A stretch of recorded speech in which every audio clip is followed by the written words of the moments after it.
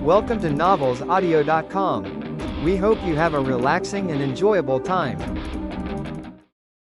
Stranger Marriage Chapter 451, Gu Lingfei 451, Sunny.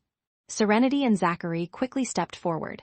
She anxiously asked the doctor, "Doctor, how is my nephew?"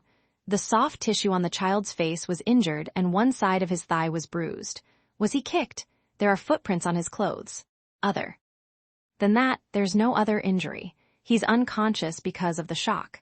The nurse was applying ice to Sunny's face. Who's so cruel to do such things to a small baby? The doctors felt distressed about what happened to Sunny. Such a cute little baby was beaten until both sides of his face were black and blue. This showed how ruthless the perpetrator was for him to be so vicious to a small kid. The abuser was simply mentally sick. His cousin. The doctor was speechless and thought, what kind of grudge would someone have to pound their little cousin up this brutally? I took pictures of the child's injury earlier. You can keep them as evidence for the police. That way, you can sue the perpetrator. Serenity quickly thanked the doctor and took out her phone to add the doctor's contact details. After the doctor sent her the photos, she immediately forwarded them to Liberty.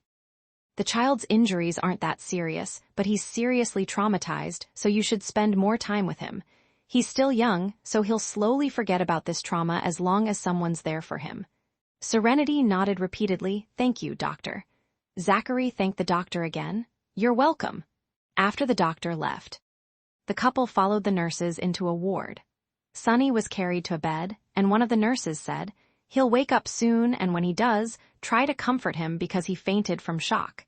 His face is still swollen, so you should continue to apply ice to his face for the next 24 hours. After that, you can put a hot compress." "Okay, thank you." Serenity thanked the nurse profusely. She sat on the bed and took over the nurse's job of applying ice to Sunny's face. After a few minutes, Sunny woke up. Sunny wanted to cry when he opened his eyes, but after he saw Serenity, he held back his tears. He then crawled over to Serenity and nestled in her arms. "Sunny, don't be scared. Aunt Saren is here." Serenity hugged him with one arm and held the ice pack with the other hand as she coaxed him softly. "Sunny, let me apply this to your face so you can get better soon." Sunny's little hands were clasping onto Serenity's clothes. After Serenity cajoled him, he was finally willing to lift his face so that Serenity could put ice on it. "Zach, Serenity." Callum and the others came. "How's Sunny?" Callum asked with concern. "The soft tissue on his face is damaged. The doctor said to use ice cubes first, then a hot compress after 24 hours. One side of his thigh was also bruised from the kick. The main thing is that he fainted from shock. The physical injuries could heal easily." Stranger Marriage Chapter 452 on the other hand, Sunny's mental trauma would take a long time to heal. "How's that little bee asterisk starred?" Zachary asked in a low voice. "I didn't hit him. Instead, I forced his dad to slap his face until the corners of his mouth were bleeding. We also trashed their house, then Teely threatened to call the police. I told them to go ahead and call the police because if anything happens to Sunny, the police can just arrest that little bee asterisk starred." Once they heard that, they didn't dare make a sound. Callum saw that Matthew was still a child, so if he hit Matthew, the Reptons would sue him in turn. That was not what they wanted. Fortunately, the York brothers outnumbered the Reptons. In order to protect himself, George ruthlessly taught his eldest son a lesson and slapped Matthew until the little perpetrator's face was red and swollen with his mouth bleeding. George was merciless when he hit his son. He even hit him with a belt. He blamed Matthew for causing heavy losses to him because Matthew got caught by Serenity and the York brothers when he hit Sunny. That was why the York brothers trashed their house. George was afraid that something happened to Sunny. He did not expect such a thing to happen and did not know how to explain it to his in-laws. Thus, in a fit of anger, George beat up Matthew cruelly. George's parents cried that Matthew was just a child and that the York brothers were heartless as to make George hit his own son. Callum retorted, "Isn't Sunny a child as well? Sunny is so young, yet he abused Sunny like that." George's parents were speechless. When their own kin made a mistake, the Reptons defended that Matthew was just a child, so the York brothers should not be harsh on him. The Reptons added that it was normal for children to get into small fights. Was that a small fight? Sunny was abused until he landed in a hospital. Zach, when we trashed their house, we found that they had surveillance cameras installed. I watched the footage and found the whole process of Sunny's beating recorded. I retrieved the hard drive of their surveillance system and kept it in my car. Zachary said. In a deep voice, we called the police too. When the police arrive, let the officers watch the footage. Callum agreed. Sunny's abuser was also a minor, so the police might not be able to arrest Matthew. However, Chelsea and George could compensate them and apologize. They would also have to promise that they would be strict with Matthew. This could also serve as a warning. Stay here. I'll go out and make a call. Callum nodded. Zachary left the ward, walked to a secluded corner, and called Josh. At this moment, Josh was riding his newly bought bicycle while he gently held a rose between his teeth. As soon as Josh arrived at the entrance of Beans and Cream, he received Zachary's call. Thinking that his friend was concerned about the progress of his blind date, Josh stopped riding and propped his slender legs on the ground to support the bicycle. He then removed the rose from his mouth and answered the call from his friend, Cum Boss. Josh thought Zachary would ask him about the evidence of Hank's transfer of property. As soon as the call was connected, Josh said, Zachary, I'll sort out the evidence after my blind date. I'll print it out and send it to you later. You don't need it now since it's the weekend, right? The city hall was closed on weekends. You can send me that evidence later. Can you help me investigate where Hank's sister and brother-in-law work? Also, suppress Waltham Electronics and send a message to their boss saying that if they want to keep their company, they just need to get rid of Hank and that Jessica woman. Let the word out that if any company dares hire Hank and his mistress, they'll become York Corporation's enemies. I don't care what method you use, get Hank's sister and brother-in-law fired as well. Zachary wanted to wait for Liberty and Hank to get divorced before he made Hank lose everything. However, he did not want to wait any longer since Sunny was bullied. Even if his true identity would be revealed in the end, he wanted the Browns to end up with nothing. Whoever dared touch his nephew would be courting death. Since death was foreign to them, Zachary would teach them what it means. Stranger Marriage, Chapter 453. Osh figured something big must have happened because Zachary spoke with gritted teeth and sounded infuriated. The Browns took Sunny, and when we found Sunny, he was being abused by Hank's nephew. Sunny is now in the hospital. His face is swollen and his facial soft tissues are damaged. He was also in shock. Josh cursed. What the F***ck? How could scumbags like the Browns still exist? They're a disgrace to all mankind. How's Sunny? Josh asked with concern. His physical wounds will heal in a few days, but his mental trauma will take a long time to heal. Have you taught that demon who abused Sunny a lesson? Do you need me to bring some people over and beat him up? He's simply inhuman to be so cruel to such a small kid. Zachary was silent for a while and said, he's a 10-year-old boy. We called the police, but at his age, he'll just be reprimanded. His parents will be ordered to discipline him and compensate us, but he won't go to jail. But his father beat him up until his face was swollen. Letting George hit Matthew was merely a father teaching his son a lesson and had nothing to do with them. F***ck, even a 10-year-old could be so cruel? He'll certainly end up in prison in the future. Zachary, don't worry, I'll handle this. I'll get my people to act now and make sure they end up with nothing. Zachary said apologetically. I hope this doesn't affect your mood for your blind date. Ms. Socks is Serenity's best friend. If I make a bad impression this time, I'll get more opportunities to meet her again. If we're fated to be together, then so be it. But if we're not, it'll be useless even if you bind us together. Although Josh looked forward to the blind date with Jasmine, he was quite open-minded. He would let nature take its course. The police officers are here, so I'll head back to the ward. Okay, let me know if you need me. You know me, I'm a knight in shining armor who will wipe out all injustice in this world. Zachary was in a bad mood at the moment, but when he heard Josh's self-proclamation, he could not help but laugh. Isn't it because you have a strong appetite for gossip? Josh replied. Well, that's true too. Go on with your blind date. Zachary hung up the phone. Josh was not in a hurry to enter the cafe and called his cousin, Julian Butcham, for help. They first had to find out the Brownies, jobs, and sources of income before they could cut them off. That way, the Browns would lose everything.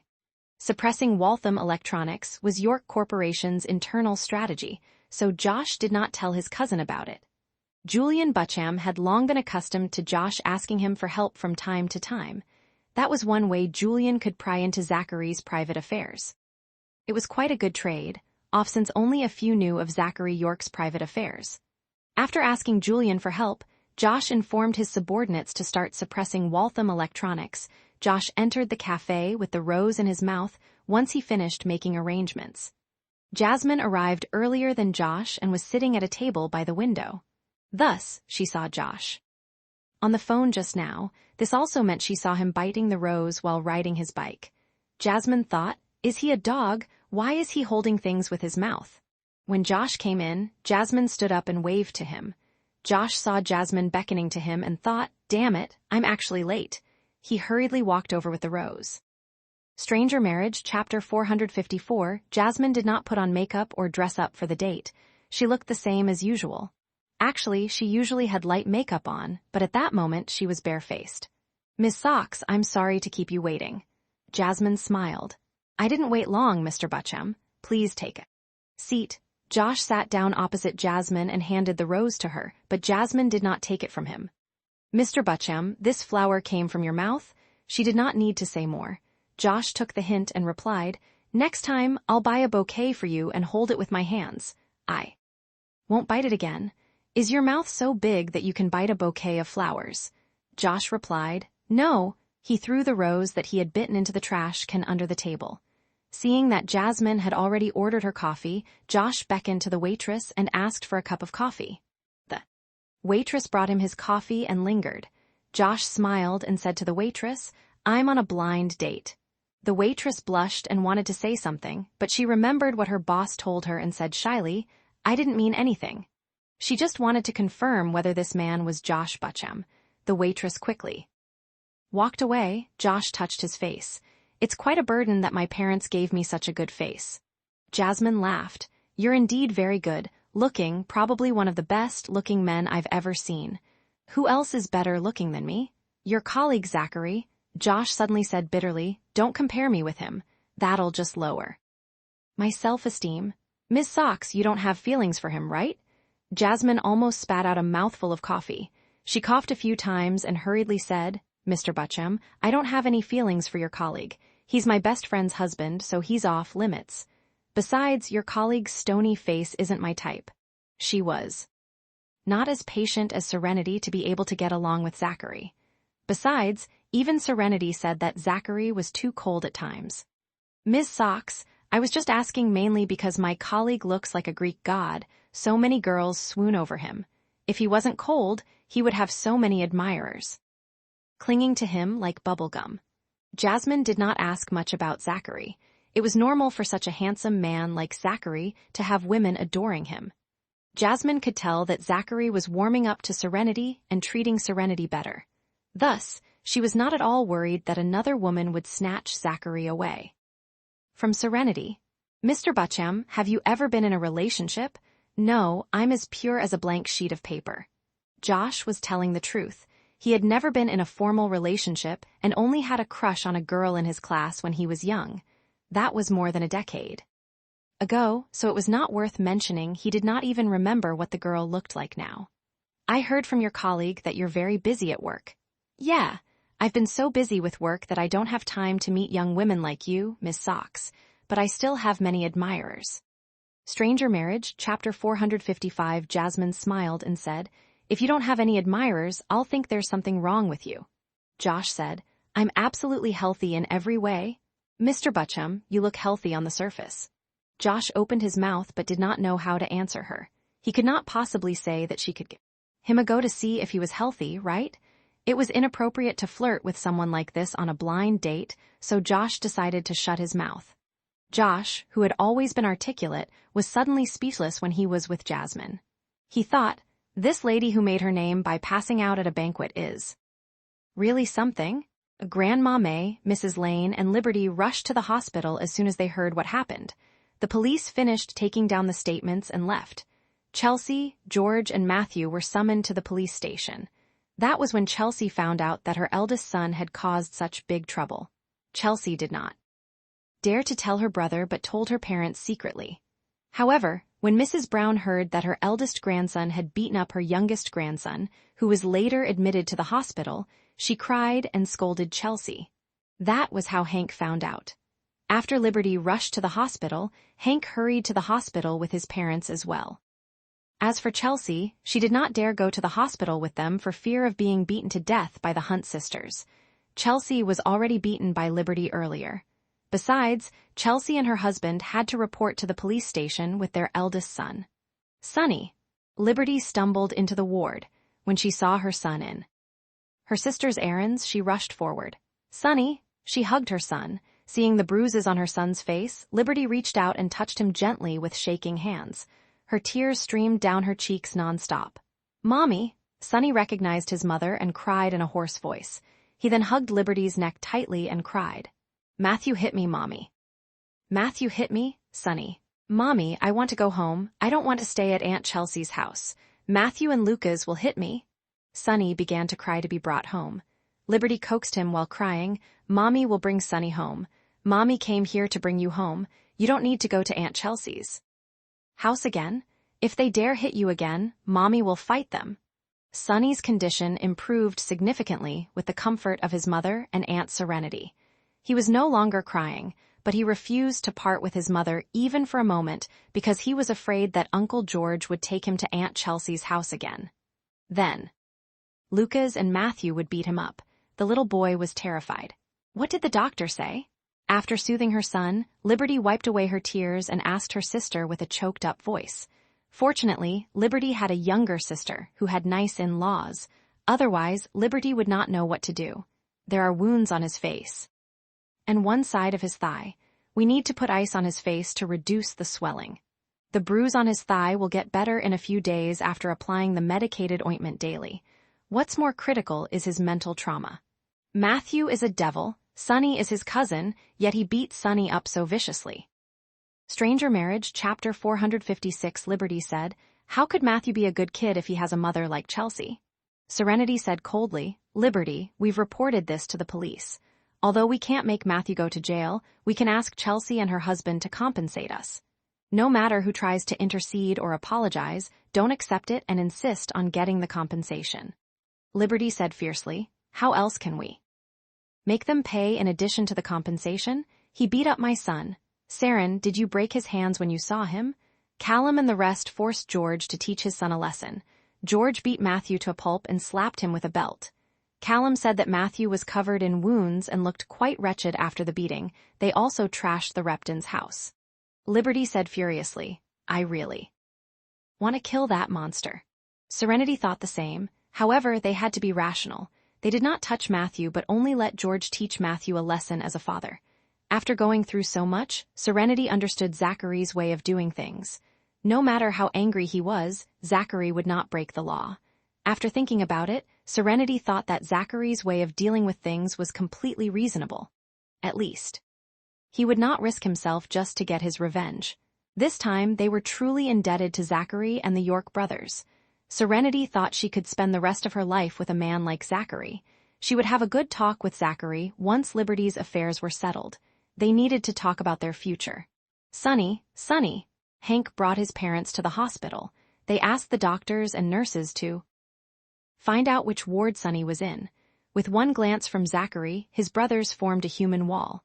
They blocked the door and prevented Hank's family from entering the ward. Zachary, get out of the way. I want to see my son. Sonny is my son. Hank wanted to fight for his son's custody but never thought that his son would get hurt. Sonny was his biological son, so how could he lay his hands on Sonny? Emma told Chelsea over the phone that Sonny and Lucas got into a fight. Sonny hit Lucas first, so Matthew hit Sonny back. However, Matthew hit Sonny a little too hard. Chelsea said that Matthew did not know how to control his strength. After all, he was only 10 years old. Knowing that Sonny was beaten and admitted to the hospital, Hank was mad at his brother-in-law for not taking good care of Sonny. Hank was heartbroken and rushed over with his parents. However, Zachary blocked their way and prevented them from entering the ward to see Sonny.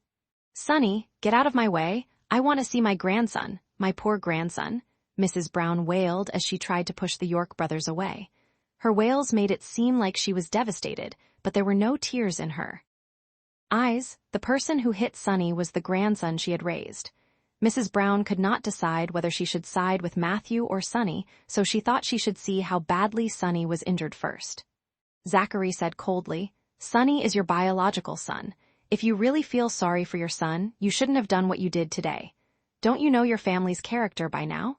You let them take Sonny away. Have you ever thought about how much Sonny would suffer with them? Although you're going through a divorce, you can sit down with Liberty and talk about it. If you can't come to an agreement, just file a lawsuit. Using Sonny as a bargaining chip was a dirty move."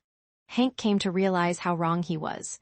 If Sonny were to have a mishap, "Zachary, let me go in and see Sonny first, okay? This matter is between Liberty and I, so we'll handle it ourselves. I just want to see Sonny now. Is he okay?" Zachary said again in his icy voice, "Sonny's emotionally unstable, so you can't go in and see him." Liberty's angry voice was heard. "Zachary, let him in. I want him to take a good look at how the family he supports treats his own son." Stranger Marriage, Chapter 458. Sonny did not want Hank to touch him and firmly grabbed onto Liberty's clothes. Liberty hugged Sonny and avoided Hank's outstretched hands. "Hank, if you still feel sorry for your son, please take your parents and leave now. I don't expect you to stand up for Sonny, but don't scare him anymore.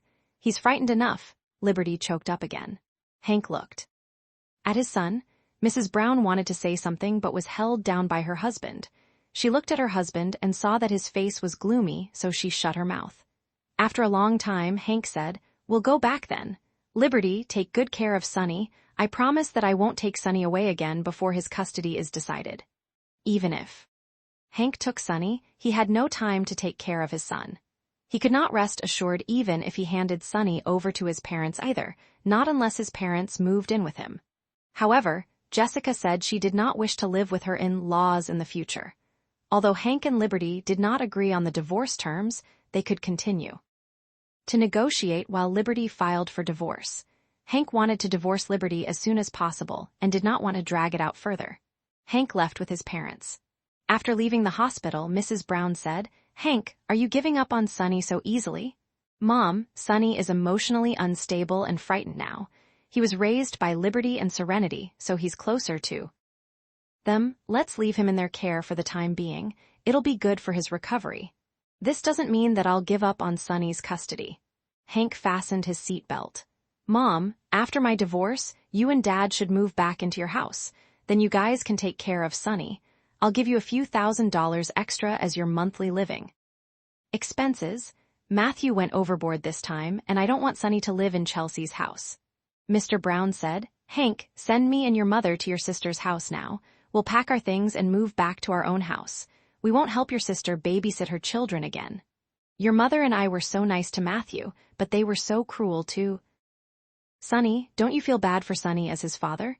As Sonny's grandfather, I felt so heartbroken and angry when I saw Sonny being beaten like that." Before Hank could speak, his sister called. As soon as he answered, Chelsea yelled over the phone, "Hank, how badly was your son beaten?" "My son is also a child, so how bad can it be?" they asked. "Your brother-in-law to teach Matthew a lesson, and Matthew was beaten up so badly that he doesn't even look human anymore. They must have done it on purpose. They probably brought Sonny to the hospital and accused my son of abusing him. They have to be responsible for my son being beaten by his father. If they don't compensate me, I won't let them get away with it. They bullied us and trashed my house just because they have more people." Chelsea saw how miserable her eldest son was when she got home and was heartbroken. She scolded her husband and immediately called her brother. "Tell Liberty to ask her sister to come and apologize. They need to compensate me for everything that they broke in my house as well as my son's emotional damage. I won't give up until I get what I want. Don't think I'm afraid just because she has more people on her side." Chelsea hated Liberty and Serenity. She was beaten up by Liberty earlier, and her son was beaten up by her husband because of Serenity's in-laws. Chelsea suffered a huge loss and vowed to make Serenity pay the price. Stranger Marriage, Chapter 459. Hank said, "Chelsea, you're—" Before Hank could finish, his father, who was sitting in the passenger seat, reached out and snatched Hank's phone. "Hank, focus on driving." Mr. Brown instructed his son in a deep voice before he said to his daughter over the phone, "How dare you ask Serenity for compensation?" Chelsea heard her father's voice and shouted aggrievedly, Dad, George was forced to beat up Matthew. Your son made a mistake, so what if his father beat him up? I hit you too when you were young and disobedient. Chelsea said, Dad, are you all right? Why does it sound like you're siding with Liberty and her sister? I'm your daughter. Even if Matthew made a mistake, he's still a child. How bad of a mistake? He didn't kill or rob anyone. He just hit Sonny a few times. Matthew said that Lucas was crying because Sonny beat him. He was standing up for his younger brother and kicked Sonny a few times. How could Sonny end up in the hospital? I think they're just making a fuss. Chelsea would never admit to the police that she had seen the footage of her living room. The surveillance footage showed that Sonny was repeatedly beaten up by her eldest son. If she added the number of times Sonny was hit on both sides of his face, it was definitely more than 10 times, which was a bit too much. The police officers saw Matthew's red and swollen face along with the belt marks on his body. However, they pretended not to notice and did not say a word about it. Instead, they kept saying that her son was ruthless and that he could do such a cruel thing to a 2-year-old child. They said that if Serenity had not arrived in time, Sonny would have been beaten to death by her son. Chelsea thought, Matthew is just a child and doesn't know that he can kill someone by beating them. That's why he didn't control his strength. Isn't that normal for a kid? In short, Chelsea felt that as long as Sonny was still alive, her son did nothing wrong, even if the footage showed that Lucas went to hit Sonny first. Lucas cried and said that Sonny hit him only because Sonny fought back. Of course, Chelsea was protective of her own children. She would twist the facts to make it seem like her children did nothing wrong.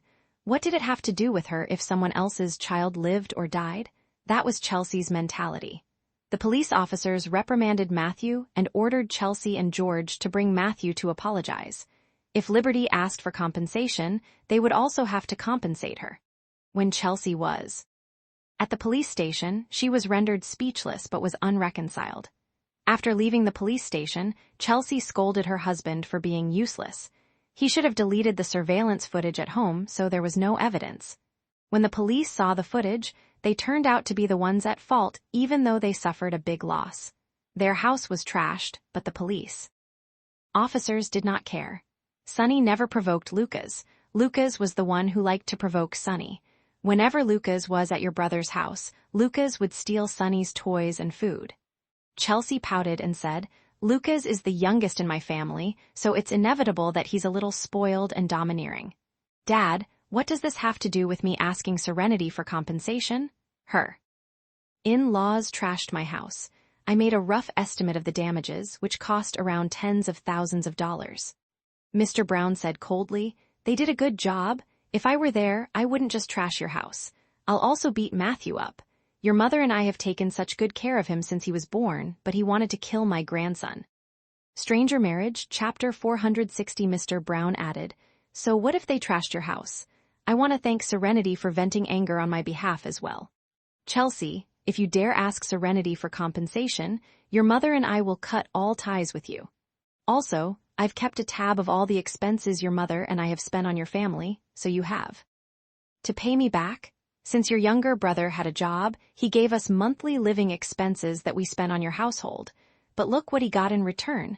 His son was sent to the hospital because of your son. Don't accuse Serenity for making a fuss. I've asked around myself. Sonny was sent to the emergency room and was treated for a long time. The doctors were cursing the abuser for being ruthless, and I saw how badly Sonny was injured. We just came out of the hospital. We're going back to your house to pack our things. Your mom and I will stay in our own home from now on and will no longer babysit your children. Ask your in-laws to babysit them. If not, you can take care of them yourself since they're your responsibility, not ours. We gave birth to you, so it's our obligation to raise you and educate you, but we're not obligated to raise our grandchildren. Chelsea said, Dad, did you get brainwashed by Serenity? Why are you standing on her side? You're moving back with Mom? You two will be all alone, so I'll be worried. George already beat up Matthew. Dad. You raised him, so why don't you feel sorry for him? Mr. Brown said coldly, he deserves to be beaten. He was beaten by his father, so as his grandfather, I can't intervene. Matthew is my grandson, but Sonny is my only paternal grandson. How can he compare with Sonny? Matthew is a Repton and Sonny is a Brown. Sonny takes after my last name. One don't. Care about the past, but this time, I can't let it go when I see Sonny being beaten like this. Mr. Brown would not hit Matthew since he raised the boy, but he did not want to go on like this anymore. Even if his son and daughter-in-law wanted a divorce, it was their personal affairs. It would not affect his position as Sonny's grandfather. How could he remain indifferent when he saw his grandson being beaten up until he had to be admitted to the hospital? Chelsea said, "Dad, I won't ask Serenity for compensation anymore, okay? You and Mom shouldn't move out. What will I do without you two? I still have to go to work." Mr. Brown did not speak and hung up the phone. He was exasperated. "Dad, are you and Mom really moving back to your own place? Do you still want me and your mom to take care of your nephew who beat up your son? No matter how nice we are to them, they're reptins. Chelsea's in-laws don't need to worry about anything and live in comfort while your mom and I raise their grandchildren. I didn't even raise my paternal grandson because of them. Should I praise Matthew for bullying and hitting Sonny?" Hank was speechless. "Don't think that I'm siding with Liberty and Serenity. I'm not. I'm just standing on Sonny's side. Sonny is only 2 years and 5 months old. He'll fall if he walks a little faster. Even a slap is unbearable to a kid like that, let alone what Matthew did. Although Matthew is only 10 years old, he's tall and strong like a 15-year-old. Matthew slapped Sonny in the face repeatedly, so how can Sonny bear it? We should be glad that Serenity brought her in-laws to stop Matthew's atrocities. Otherwise, Sonny might be beaten to death, and the Reptins might just deny the allegations and say that Sonny fell to his death." Hank did not dare speak anymore. Stranger Marriage, Chapter 461, Gu Lingfei 461, Serenity and Liberty were unaware of the rare occasion that Mr. Brown sided with Sonny. Sonny's swollen face subsided slightly after applying the ice pack. He kept crying and wanting to go home. Serenity asked the doctor if they could leave, and the doctor said he could be discharged from the hospital. However, they had to be careful because Sonny might get a fever at night. In the evening, Zachary and his brothers sent Liberty and Sonny home. Serenity was still worried about Sonny, so she brought Zachary to the balcony and said, "Can I stay over with my sister and nephew tonight?" Zachary was reluctant to part with Serenity as he started to have feelings for her and wanted to cling to her 24/7 if he could. However, Serenity was Sonny's aunt, so he understood that she would want to stay back with Sonny at this time. "Zachary?" Serenity saw his deep eyes that were staring straight at hers. His thin lips were pressed into a straight line, and he did not speak. Thus, she asked carefully, "You don't want me to stay, but the doctor said Sonny might have a fever tonight, and I'm worried that my sister will be too tired taking care of him alone." Zachary's big hand reached out and touched her face. His touch was gentle as he stroked her face. It felt like a gentle spring breeze that made Serenity want to close her eyes and slowly enjoy this rare tenderness. "You should also take care of yourself too while taking care of Sonny." Zachary finally spoke. His voice was as deep as usual, but it was a little less cold and more affectionate. "I will. Let me know if anything happens. Don't leave me out of it." Zachary always recalled the time when Serenity fought Noah Hunt and the gang by herself. She was brave and subdued the gangsters, leaving him no chance to play the hero who saved the damsel in distress. Serenity smiled. She glanced at the living room and hugged Zachary's lean waist when she saw the York brothers were not looking at them. She leaned her head against his chest. Zachary hugged his wife back tightly. He liked the feeling of her in his arms, holding her soft body like that made him feel particularly happy. Josh asked Zachary if he was in love with Serenity. Zachary thought, maybe I'm already in love with her? "Thank you, Zachary." Zachary was by her side every time Serenity encountered difficulties. He helped her and comforted her. To her, he was like an invincible Superman. Several times, Serenity was moved by Zachary's actions. That feeling gradually turned into affection. Zachary sighed and thought, Josh said that feeling touched is not the same as love. However, it was how love was formed. "Serenity, we're husband and wife, so your business is also mine. Don't keep thanking me because it'll make me feel like an outsider." Serenity said while she nestled in his arms, "But we signed a half-year agreement. Who knows how long our marriage will last?" Zachary was speechless. "Zachary, can I tell you something?" "What is it?" "The drawing you threw away, I just remembered that was our agreement on the flip side. I didn't really care about the agreement and left it on my dresser. Then I used it to sketch my ideas, but you destroyed it." Zachary's dark eyes flickered. She remembered that the flip side of the drawing was their agreement. So what if she remembered? He already burned both agreements to ashes and flushed them down the toilet. Since you ruined my copy of the agreement, are you going to give me a new copy, or will you destroy yours as well? That way, she would feel less insecure about the whole thing.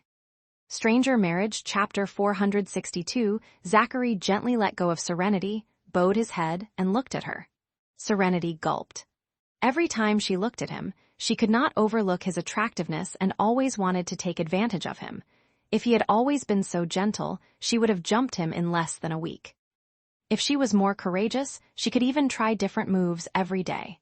When Serenity was thinking about various ways to sleep with Zachary, Zachary's deep voice resounded in her ears. He asked, "When did we sign an agreement?" Serenity was speechless. She looked dumbfounded as she was in disbelief that Zachary would say such a thing. "Back when we got our marriage license, you drafted the agreement and asked me to sign it. The contract period was half a year." Zachary looked calm and said blankly, "Why don't you recite the content of the agreement for me?" Serenity opened her mouth but could not say a word. After so long, she could not remember much about the contents of the agreement. She only remembered that the contract period was half a year and that they should not interfere with each other's private affairs. "Serenity, you might have been too caught up in your sister's affairs recently that you're having hallucinations. We didn't actually sign an agreement. If you really think we did, I can let you search my room when you're home. If you can find the so-called agreement that you mentioned, then I'll believe you." Serenity gaped and froze in place. They clearly signed an agreement. Was he in denial? Zachary lowered his head, kissed her lips, and said solemnly, "Don't think too much about it. I'll take my brothers out to dinner. Mrs. Lane can stay and help you girls." Serenity was still dumbfounded. Zachary, who had always been arrogant and cold, actually denied and refused to admit that they had signed an agreement. This shocked Serenity. After hearing what he said, she could only nod dumbly. Seeing her stunned face, Zachary smiled and let go of her hand. "I'll get going then." "Oh, okay. Treat your brothers to a nice dinner, and I'll transfer the money to you." "No need. I have money. We don't need to split everything so clearly between us." Serenity took out her phone and wanted to transfer money to Zachary, but he had already returned to the living room. She stopped looking at her phone and watched as he ushered his brothers out for dinner. Zachary also did not forget to instruct Mrs. Lane to cook for the Hunt sisters. Zachary knew that, at this moment, the Hunt sisters were definitely not in the mood to go out for dinner with them. However, he was also afraid that they were too upset to eat, so he left Mrs. Lane there to cook for them and make sure that they eat. "I'm exhausted from going around with you guys all day. Zach, I'm going for dinner with you boys before I go home." Grandma May chose to leave with her grandchildren. She said to her granddaughter-in-law who came in from the balcony, "Saren, call us if you need anything. Don't worry. Even if the sky is falling, these boys are tall enough to hold the sky up for you girls." Grandma May's words warmed the Hunt sisters' hearts. "I will, Nana." Stranger Marriage, Chapter 463, the 8 York brothers surrounded their grandmother and left. The group went to the Wiltspoon Hotel for dinner. When the lobby manager at Wiltspoon Hotel saw the York brothers coming in with old Mrs. York, but without their bodyguards, he was a little lost.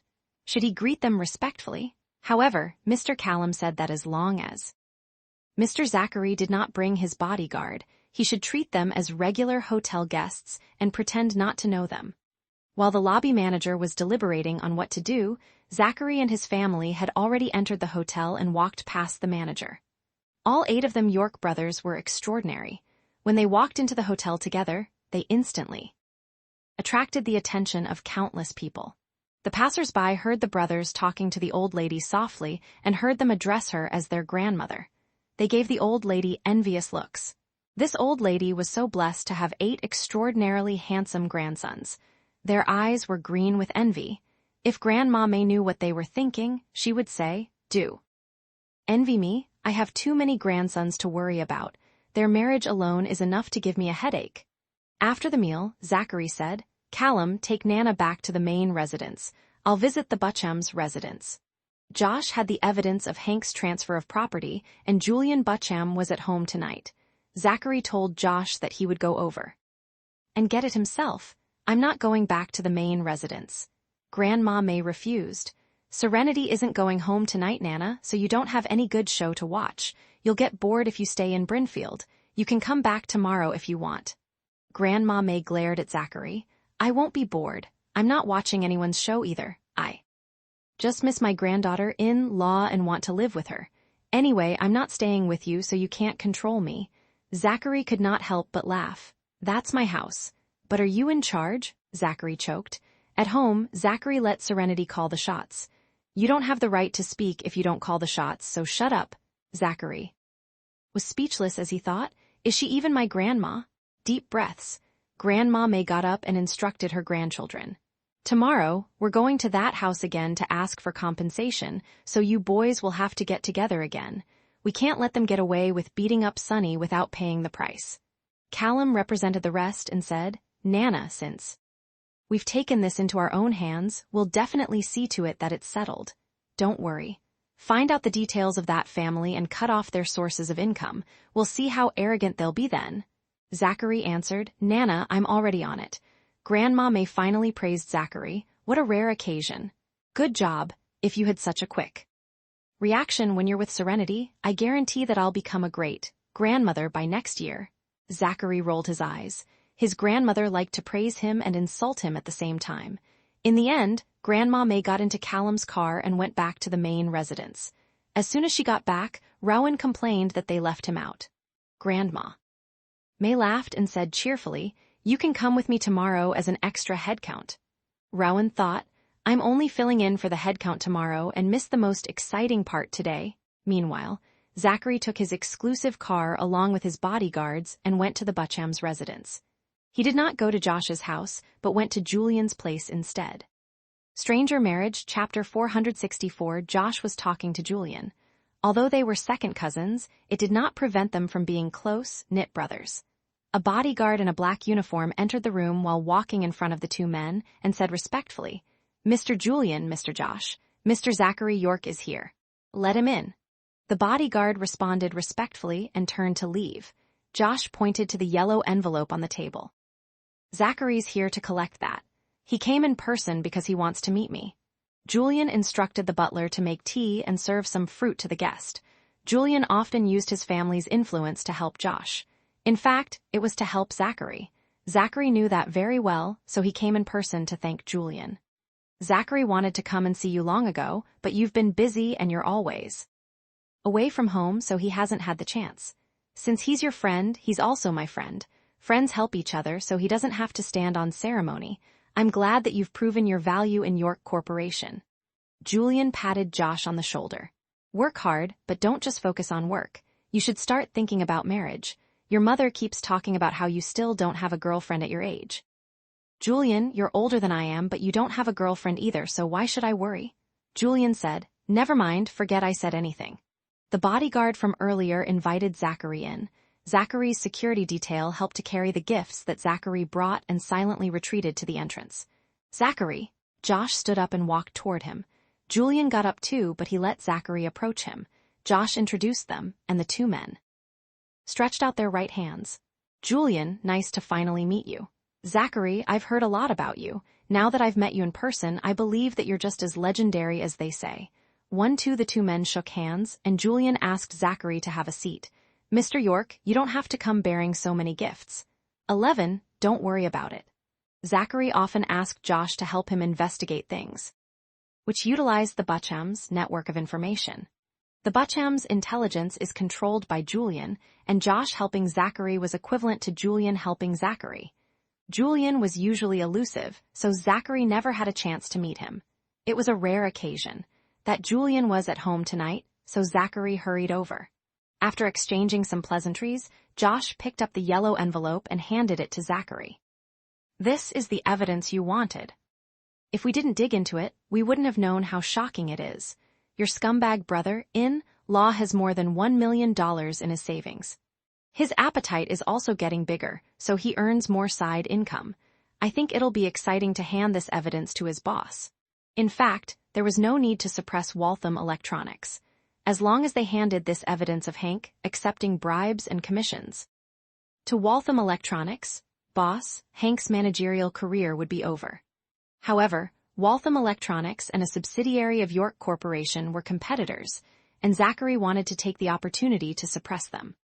Once Waltham Electronics could not hold back any longer, York Corporation would hand over the evidence of Hank's side income and threaten them that they could keep their company if they fired Hank and Jessica. Waltham Electronics' boss would have hated Hank and Jessica to the core by then because they caused the company trouble for no reason. He would then make life difficult for the cheating pair. That way, Zachary could suppress his opponent while dealing with Hank and Jessica, killing two birds with one stone. Zachary took out the evidence of Hank's transfer of property from the envelope. After reading it carefully, he was fuming. He heard from his grandmother that the divorce agreement Hank prepared stated that the house and the car belonged to him and that he did not have much savings. Therefore, he was only willing to give Liberty $30,000. Adding up all of Hank's savings, including the money he spent on Jessica, Zachary calculated that it was roughly more than $2 million. If Liberty filed for divorce and divided their property, she could get at least $1 million. Stranger Marriage, Chapter 465, Ring, ring, ring. Julian's cell phone rang after he answered the phone. He said apologetically, "Mr. York, I have something urgent to attend to. My apologies for not being able to host you." Zachary quickly stood up. "Josh, please entertain Mr. York on my behalf." Julian instructed his cousin and left. After Julian left, Josh took Zachary to his place. Zachary then listened to Josh's mother complaining that if Josh did not get a girlfriend soon, he would be alone forever. Finally, Zachary managed to excuse himself. When they got out of Josh's house, Zachary said, "Next time when your mother is at home, don't ask me to come over." Josh laughed. "Whatever she says just goes in one ear and out the other." "How was your blind date with Miss Socks? Didn't you mention it to your family?" "Julian knows about it, but I didn't tell anyone else lest they pester Miss Socks and scare her away." Zachary patted him on the shoulder sympathetically. "If you like her, you just need to work harder to get out of bachelorhood. After getting married, they'll urge me to have a baby then. Another baby and endless babies, the elders will never stop." Josh did not believe that his parents would stop nagging him if he got married. Look, even after Zachary kept his promise to Grandma May and married Serenity, Grandma May was still harping on them to have a child. "I like Miss Socks. She's straightforward and doesn't beat around the bush. Sometimes, she leaves me speechless and I have no way to refute her."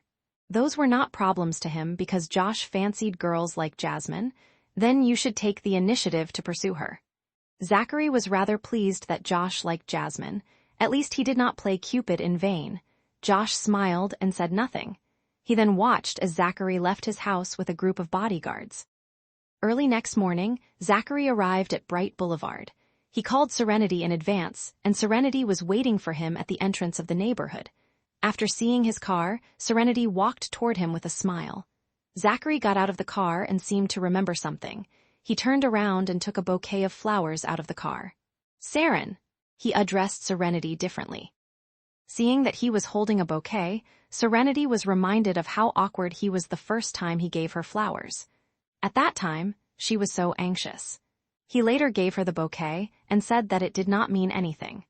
Serenity was happy that he was so stubborn and arrogant because this proved that he had never been in a relationship before.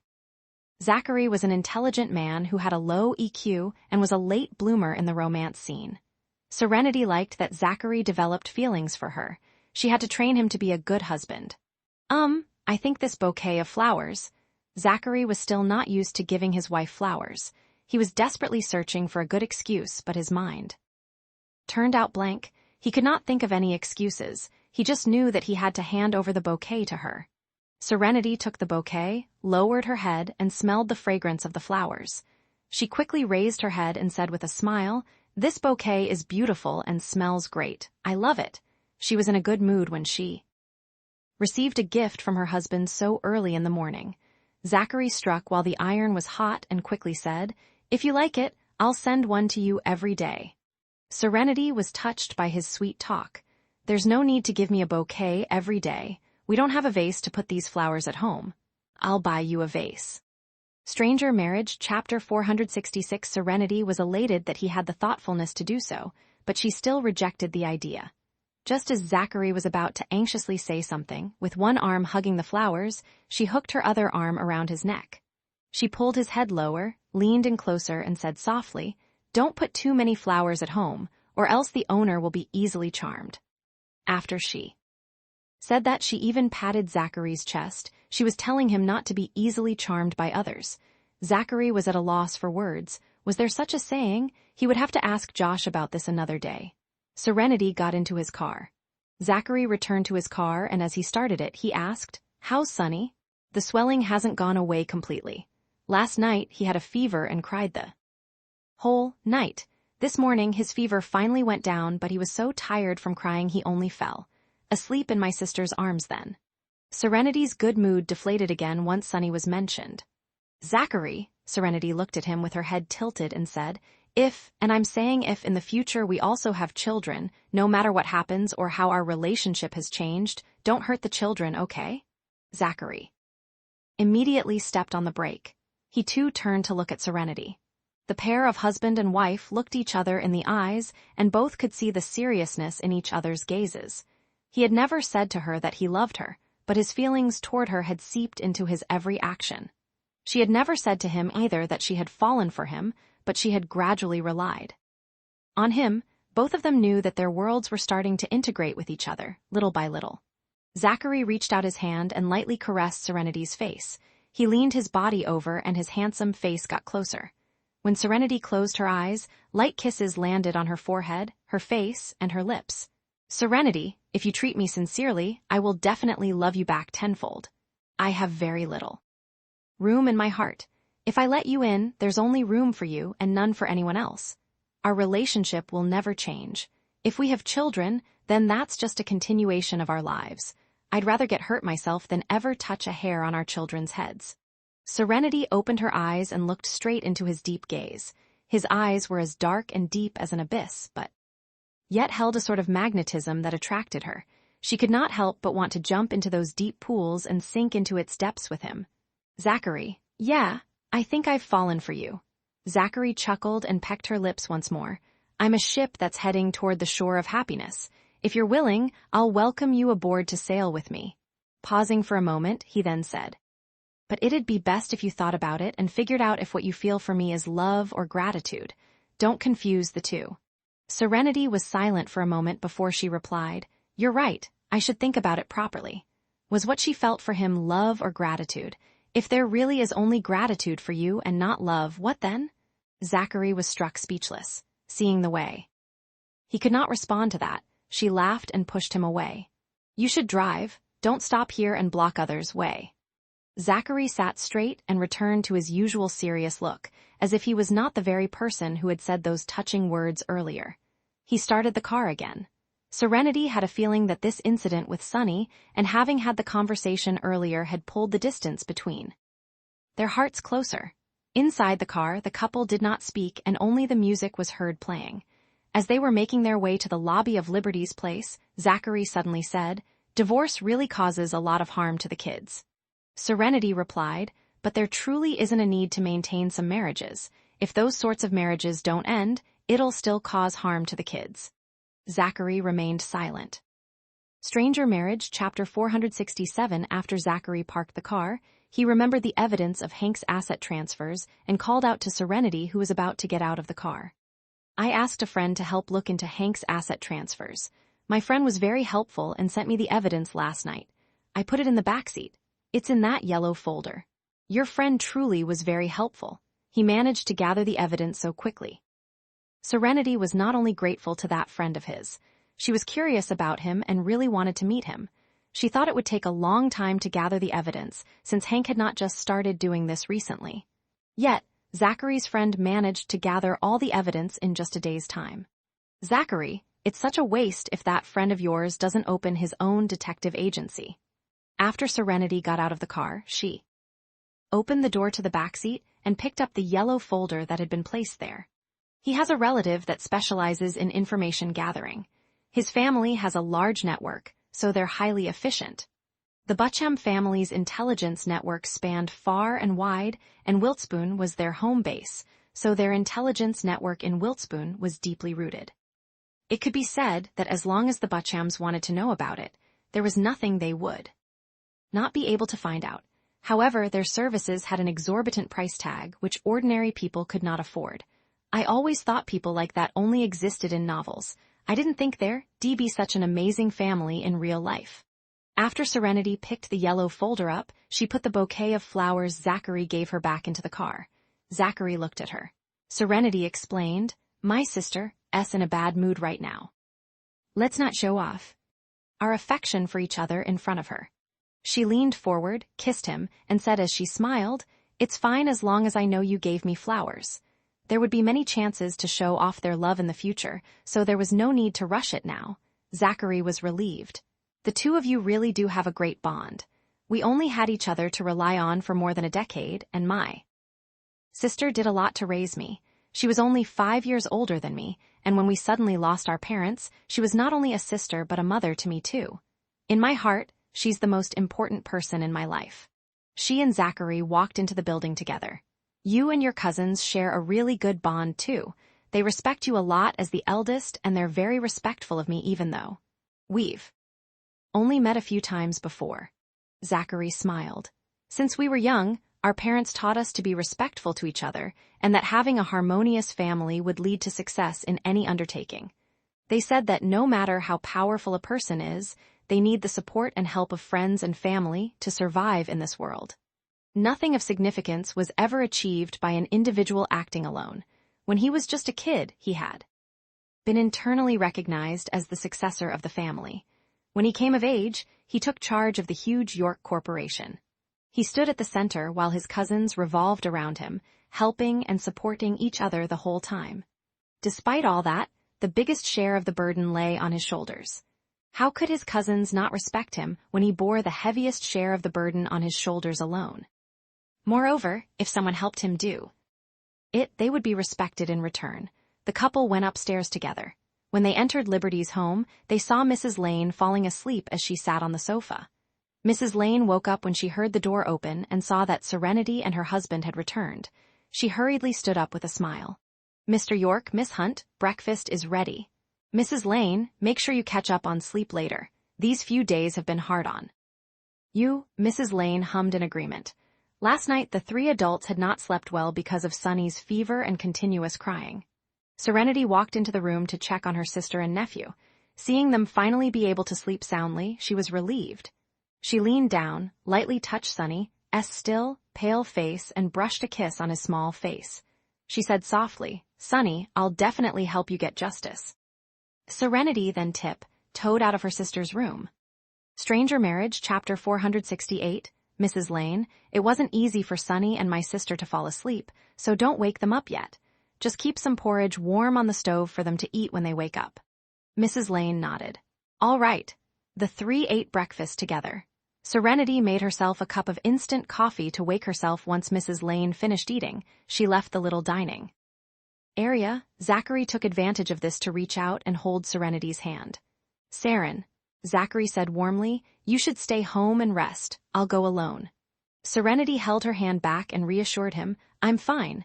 I'll be able to hold up as long as I finish this cup of coffee. And anyway, you're going to the Reptons. You might have to continue arguing with them, and you're not as good as I am in that department. Even if brought all your cousins, you might not be able to win against Chelsea Repton in an argument. All the Yorks were cultured people. Arguing was definitely not in their DNA. I'm Sunny's aunt. I definitely have to help him seek justice when he's been bullied so terribly into this state. Yesterday, when Sunny fainted, I didn't have the time to duke it out with the Reptons because I was concerned about him. Now that he's recovered slightly, I'm in the mood to confront them." Zachary looked deeply into her eyes. Serenity smiled. "Zachary, stop looking at me like that as if you're trying to seduce me. You'll make my heart beat faster. My thoughts will go wild and I just wish I could pounce on you and gobble you up." Zachary was struck speechless. Ring, Zachary's handphone started ringing. It was Callum calling. Zachary picked up the call. "Zach, we're all waiting at the XX Highway Intersections toll booth." "All right, I'll come over now." Zachary hung up and said to Serenity, "They're waiting for us at the same spot as yesterday." Serenity hurriedly chugged her unfinished coffee down in 3 gulps. After a few more words to Mrs. Lane, the couple left Liberty's home. On the way there, Serenity received a call from Alyssa Stone. "Serenity, you got the photos I sent you, right? Do you feel a sense of familiarity after seeing them?" Alyssa had heard from Serenity that someone in her hometown had adopted a girl before and hoped she could find some useful leads through Serenity to find her aunt. Today, her mother would return from their seaside villa. Alyssa hoped very much that when her mother returned, she would have some good news for her that could cheer her up. Serenity hesitated for a moment before saying, "Alyssa, I do think your aunt looks familiar to me. Like, if Sonny wore pigtails and a dress, he'd look a little similar to your aunt. Maybe kids all look about the same when they're that young." Afraid that Alyssa would misunderstand that she was trying to create a relationship where there was none, Serenity hurriedly explained, "Alyssa, I don't mean anything else by it. Just that when I looked at it closely, I thought Sonny shared some degrees of similarity to your aunt. In a few days, when I'm free, I'll try to draw a likeness of what your aunt might look like as an adult from the photo of her as a kid. If Sonny really did look similar to Alyssa's aunt, that would mean her mother was Alyssa's aunt. However, her mother died 15 years ago. Alyssa was silent. Her silence made Serenity uneasy. Worried that Alyssa would misunderstand her, she said once again, "Alyssa, give me a few days' time. I'll help illustrate your aunt as an adult. I'm just not free right now. I mentioned that Sonny looked a little like your aunt, but maybe kids all look about the same at that age, so don't think much about it." Mrs. Stone had been looking for her sister for many years now, and there had been people who had tried to pose as her sister to try and make connections with the Stones. Serenity did not want Alyssa to misunderstand her. Stranger Marriage, Chapter 469. While Serenity was feeling uneasy, Alyssa spoke. Her voice was abnormally calm when she asked Serenity, "Serenity, my mom will come home around noon. Can I go to your place to pick up Sonny?" Alyssa did not have much of an impression of her aunt and could not tell much from the photos of her. In Serenity's words, children were all cute when they were young. If Sonny looked like her aunt, even if it was just a little, she could not just let it go. She had to let her mother see him. Alyssa recalled the moment she first met Serenity. Something inexplicable had made her want to get closer to Serenity. The first time she met Sonny, she liked him right away too. If Sonny was her aunt's grandson, that might explain why she liked Sonny from the moment she met him. It was not like she had never seen a kid of Sonny's age before, but only Sonny made her like him from the very first moment. He made her want to kidnap him to be her own nephew, and when she bought toys for him, she was not stingy at all. She even wished she could open a toy factory for Sonny just to make toys for him. It was the same for Serenity. Considering her status, there had never been a shortage of people by her side who sucked to her and flattered her. She did not like them. The number of true friends the 26-year-old had could be counted on one hand because she was picky. However, that closeness felt at first sight with Serenity allowed her to disregard Serenity's family background and class, which made her befriend Serenity willingly. That was not just because Serenity helped her think of ways to pursue Mr. York. It was because she really liked being friends with Serenity. "Alyssa, I can't do that right now. Something else happened with Sonny." Hearing that, Alyssa's heart skipped a beat. She asked worriedly, "What happened to Sonny?" Serenity hesitated for a moment before deciding to tell the truth. "You know, my sister asked her husband for a divorce, right? After that, the Browns took advantage of my sister's inattention to kidnap Sonny and sent him to Chelsea's house. But they didn't take good care of him. Chelsea's younger son hit Sonny, and when Sonny retaliated, he ran crying to his older brother to get revenge on Sonny when he was the one who started it first. That little B** starred beat Sonny so badly that he had to be hospitalized." Alyssa immediately got furious. "Serenity, why didn't you tell me when such a serious thing happened? I told you to just tell me and I'd definitely help you. How's Sonny now? Has the person who attacked Sonny been caught?" Setting aside the possibility that Sonny might very well be her aunt's grandson, she could not stand hearing that Sonny had been attacked purely because he was so cute and she really liked him. Sonny has a soft tissue injury to the face that hasn't healed yet. His attacker also kicked him twice. I saw the security camera footage. Sonny was sent flying as far as a meter away. I really want to tear his attacker to shreds for this, but his attacker is still a kid too, around 10 years old. No matter how big and burly Matthew Repton looked, his age was the crux of it. He really was just a 10-year-old kid. We've reported it to the police, but for a 10-year-old kid, education is the emphasis. They can't arrest him and can only compel his parents to subject him to strict discipline. Right now, my husband and I are going over to discuss the issue of compensation with them. Sonny suffered a really big shock and fainted on the spot. Last night, when we left the hospital and returned home, he had a high fever and couldn't stop crying. He only managed to fall asleep in my sister's arms this morning after his fever went down and tiring himself out from crying. A 10-year-old kid beat Sonny so cruelly, and their cousins right. Your sister's sister-in-law is a rare specimen in this world. With a mother like that, how can anyone expect her kids to turn out well? Serenity, send me the location. I'll gather a few cars of people to go over. They're not going to fight, just scare them a little so they won't bully Sonny again in the future. Alyssa was beyond livid after hearing all that. She was a protective person. It did not matter why the other party had hit Sonny, she would always be on Sonny's side. My husband called all his cousins to come over. There are already about 8 or 9 people there. I don't need your help with that for now. Serenity thanked Alyssa, but politely turned down Alyssa's offer to bring more people over. Alyssa's temper was rather volatile. Their visit to the Reptons today was purely for negotiation.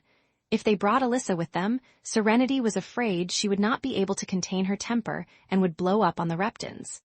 It was enough to bring just the York cousins with them. Your husband has that many cousins. Stranger Marriage, Chapter 470, yeah, they're a pretty big family. Thank you, Alyssa. Alyssa felt relieved after hearing that Serenity's husband had brought backup. Serenity, you had a shotgun marriage with that husband of yours, right?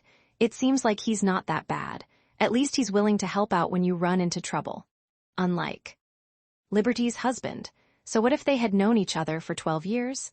He still could not match up to Serenity's husband from a shotgun marriage. All right. I won't go this time, but the next time, if you run into trouble again, you have to tell me, or else I'll consider you're no longer thinking of me. As a friend, send your sister's address to me. I'll visit Sonny there. Serenity did not deny this request. After she ended the call, Serenity sent her sister's address to Alyssa Stone.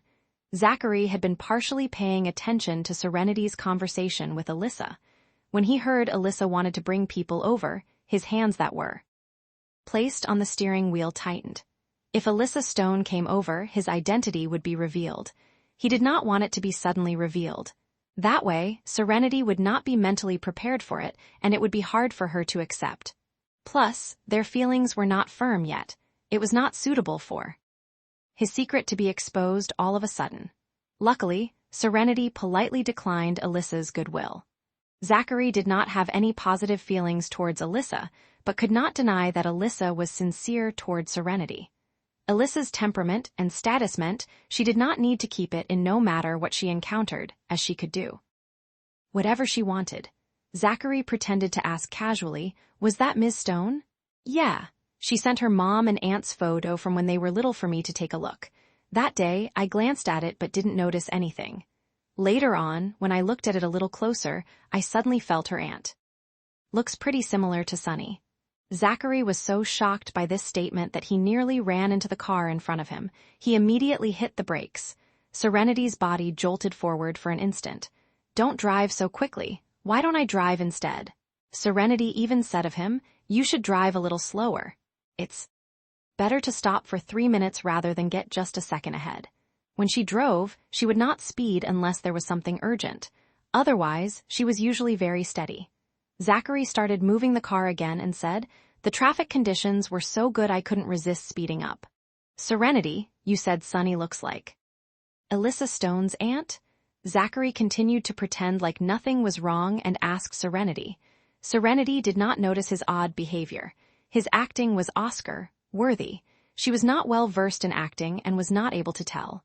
A little. There are maybe around 4 or 5 degrees of similarity. Sonny looks more like my sister, but also a little bit like Hank. At the mention of this, Serenity suddenly gasped in realization. Oh, if Sonny looks like Alyssa's aunt, my sister should look even more like her. However, when Alyssa saw her sister, she did not have any strange reaction. Maybe her sister was too fat, so Alyssa could not tell. Stranger Marriage, Chapter 471, Gu Lingfei 471, it was also possible that Alyssa Stone could not imagine how her aunt would look like as an adult. Serenity thought to herself that once she returned from the Reptons, she would work on drawing the likeness of Alyssa's aunt as an adult right away. Would it share a resemblance with her sister? Does that mean your mother is Miss Stone's aunt? Zachary could only think of one word: melodrama. This was too melodramatic to top it. Such a melodramatic thing was happening to his wife. The worst part was, Alyssa Stone had publicly confessed her love to him before and openly pursued him too. Serenity had even helped her pursue him before. If it were not for him putting on his ring and showing it off, Alyssa Stone would still be coming to his office to make a fuss every day and annoy him. At first, he wanted to teach Alyssa Stone a harsh lesson, but unexpectedly she became good friends with Serenity, which stopped him from being able to do anything. He had to give special treatment to people who were sincerely kind to Serenity. The bunch of Hunt B** stards had stopped making trouble for Serenity lately. He had a hand in it, but so did Alyssa Stone. The Hunts did not know that he was Serenity's pillar and thought it was Alyssa Stone instead. They only stopped for now because they greatly feared Alyssa's status. I don't know if she is. Either, my mom's already been dead for 15 years. If she is, Serenity knew Mrs. Stone had insistently been looking for her sister for decades now. If she found out at the end of her search that her sister had passed away long ago, Mrs. Stone would suffer a great blow. She felt sad for her own mother too. Maybe it's just a coincidence. With her mood downcast, Serenity said, Mrs. Stone has persisted in looking for her sister. My mom never brought up her family when she was alive, but if she was still alive, I think she would want to find her family. She did mention to us before that she wanted to find out if she was abandoned by her biological parents or if she had been kidnapped and sold by traffickers. Zachary was silent. If his deceased mother-in-law was Mrs. Stone's biological younger sister, that meant Serenity and Alyssa Stone were cousins. Their relationship would only get closer. As Serenity's husband, he would have to follow her to meet her aunt in the future. His identity would very soon be exposed. Zachary, don't you think this is also very melodramatic? I think so too. I never thought plot devices like those in novels could happen in real life. Serenity sighed and added, my sister and I both don't know where my mom's real family stays, so we have no leads. We'll just have to see what Alyssa's mother says. Alyssa said her mother will be returning from their seaside villa at noon. She did not hide her observation and told Alyssa Stone. To Alyssa, this was a lead. The Stones had spent so much manpower and resources over the decades to look for Mrs. Stone's sister. Now that a lead had appeared, no matter if it was true or false, Mrs. Stone would meet the two sisters. Technology is so advanced now. You just need to do a DNA test to see if you and your sister match Mrs. Stone to know if you're related. Mrs. Stone had been looking for her sister all this while. There would always be people who wanted to forge a connection with the wealthy by posing as the missing person. However, considering the Stones' status, these imposters would not succeed just because they were brave enough to do so. The Stones would definitely investigate them from all angles. Now, it was even easier. You only needed to do a single DNA test to find out if they were really related or not. It was simply impossible to impersonate a person, unless the DNA test results were tampered with. Even so, that was not very realistic, because the Stones would be watching closely. The fact that Clive Stone could become his rival meant he was no schmuck either. That's true. Serenity suddenly saw the light. It was not like she wanted to pose as Alyssa Stone's cousin. It was just that Alyssa had asked her for help, and she unexpectedly noticed that Alyssa's aunt looked somewhat similar to Sunny. It would be determined whether her mother was the sister Mrs. Stone had been looking for once Mrs. Stone returned and carried out a DNA test with both the Hunt sisters. If she was, great. Otherwise, that would be fine too. Serenity would just go with the flow. Whatever the result was, she could accept it calmly. Zachary did not say more. Right now, his heart was in chaos, and also a little nervous. Stranger Marriage, Chapter 472. First things first. They had to deal with the problem at hand, and that was seeking justice for Sunny. The issue of his identity being exposed could probably be delayed a little more, because he would be leaving for Annenberg soon to attend Ben Young, Johnson and Jane Murphy's wedding.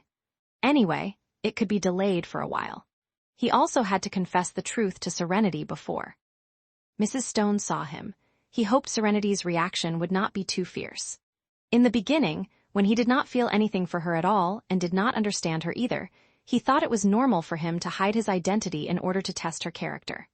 After all, with his status, who knew if the women who approached him did so for the money or for him as a person? Now that he had learned about Serenity's character, way of handling things, confidence, strength, and independence, they were very much to his liking, and he was unconsciously attracted to her. On Alyssa's side, once she ended the call with Serenity, she immediately instructed her domestic helper, Mrs. Franklin, please prepare some supplements suitable for children to consume. They're to be a gift. Mrs. Franklin asked, Miss, how old is the child? A little over 2 years old. Children that age don't have to take supplements if they're healthy. Mrs. Franklin advised her employer's daughter. Alyssa had not been married before, so it was normal not to know things in this aspect. It was her duty to advise the young lady, lest the young lady were to give the wrong present and take anger out on her when she returned. Her not even a little, now that she thought about it, Sunny was healthy and indeed did not need any supplements.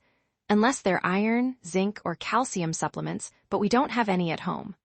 Among the 3 Stone siblings, Clive was married, but because he was pliant to his wife and the couple still wanted to enjoy their time as a couple, they had not had children yet. Meanwhile, Anthony and Alyssa did not even warrant a mention here as they were both still single. That was the reason there were no health products suitable for children at home. Forget it then. There's no need to prepare children's supplements then. Just help me prepare some nourishing food for me to send over to Liberty. I can't show up empty-handed now, can I?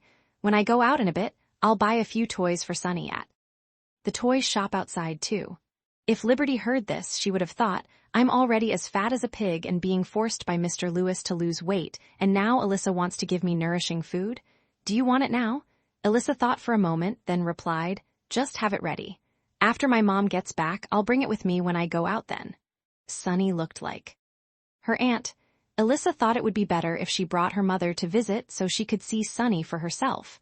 No matter if they were related or not, it was still a thread of hope. She would not misunderstand Serenity to have ulterior motives. They could not fake this anyway. Her mother would still do a DNA test as a follow-up. With that, the truth of whether or not they were truly related would be laid bare. Plus, with Serenity's character, she would never do something like pose as her relative just to gain riches by connection. All right. Mrs. Franklin obediently went to prepare the nourishing food for Alyssa. Alyssa called her mother. Mom, where are you and Dad now? Mrs. Stone laughed on the other end of the call. We'll be home in half an hour. Why, do you miss me? Alyssa pouted. I miss you so much, Mom. I think of you every day. At any given moment, I'm thinking of you. Mrs. Stone was amused by her daughter and joked, I thought you only knew how to think of Zachary York. Mom, don't mention him to me ever again. He already has a partner. At the mention of Zachary, Alyssa's smile vanished. That hit right where it hurt. Stranger Marriage, Chapter 473, Mrs. Stone was stunned to hear that. Zachary has a partner? He's already married and he's really good to his wife. He spoils her and is so protective of her that Clive can't even find out who she is. Mrs. Stone was silent for a moment. Since he already has a wife, you should give up then. He wasn't yours in the first place. It's always been one-sided on your part. Mrs. Stone was very appreciative of Zachary, but she knew Zachary did not like her daughter at all. It was her daughter who just wanted to give it a try. Once she hit an insurmountable wall, she would have to turn back. Mom, I have to tell you about something. Alyssa did not want her mother to bring Zachary up again. Every mention of him was a stab to her heart. It would be a lie to say it was not painful.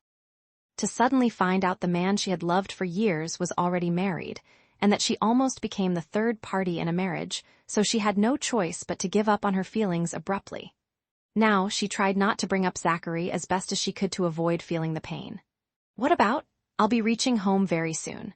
Why don't we wait until I've gotten home? I think you'll be very happy to hear this. It's a new lead about my aunt. As expected, Mrs. Stone's expression changed and she asked in surprise, Alyssa, there's a new lead? Where's your aunt now? You know my friend Serenity, the one who trended on Twitter as the unfilial granddaughter the last time? I sent the photo of you and aunt as kids to her so she could help keep an eye out. Just now, when I called her, she said after she looked at it closely, she noticed her nephew Sonny and my aunt have a few similarities in common. After hearing that, Mrs. Stone paled. The whole Twitter trending issue spread pretty far at the time. Although she did not see the photo the Hunts had deleted, she had heard an overview of what happened from her daughter. The Hunt sisters were orphans. If Serenity's nephew looked like her sister, that meant Serenity's mother was her sister, and that she had died. 15 years ago, Mrs. Stone did not want to believe it. It was hard to accept that the sister she had been looking for decades had died a long time, 15 years ago. She gripped the phone tightly and only managed to suppress her roiling emotions after a long moment. She asked, "When you saw Serenity, did you notice if she looked like your aunt?" "Nope, I think Serenity's mentioned before that she looks like her dad." Mrs. Stone was at a loss for words. Her sister looks like her mom, but her sister's so fat, no matter how I try, there's no way for me to see the similarity between her and my aunt. Mom, I think this time we might really have found her. The first time I met Serenity, I felt an inexplicable sense of familiarity toward her. The first time I saw Sunny, I liked him a lot. With my personality, I rarely like people right away. I think it might be the blood relation. Moreover, because she and Serenity were cousins, she felt a sense of familiarity toward Serenity. "Where's Sunny?" Serenity said there's been an incident with Sunny. Luckily, it wasn't too severe. They've already left the hospital and returned home. Her sister is taking care of him at home. I just wanted to ask you when your estimated time of arrival was, so I can bring you with me to Liberty's place to visit him. It doesn't matter if Sunny is my aunt's grandson. I just like him, and after finding out something happened to him, I want to see him. This was the first kid she was fond of. Alyssa was filled with anger upon hearing he had been bullied into this state. Once Serenity had some free time, she would ask more details of her and punish that family again, making sure they would get their fill of it. She was not afraid of others calling her unreasonable and biased. In Wiltspoon, who did not know Alyssa Stone was an unreasonably savage person? What happened to Sunny? Alyssa narrated Sunny's story to her mother. Mrs. Stone felt distressed upon hearing it.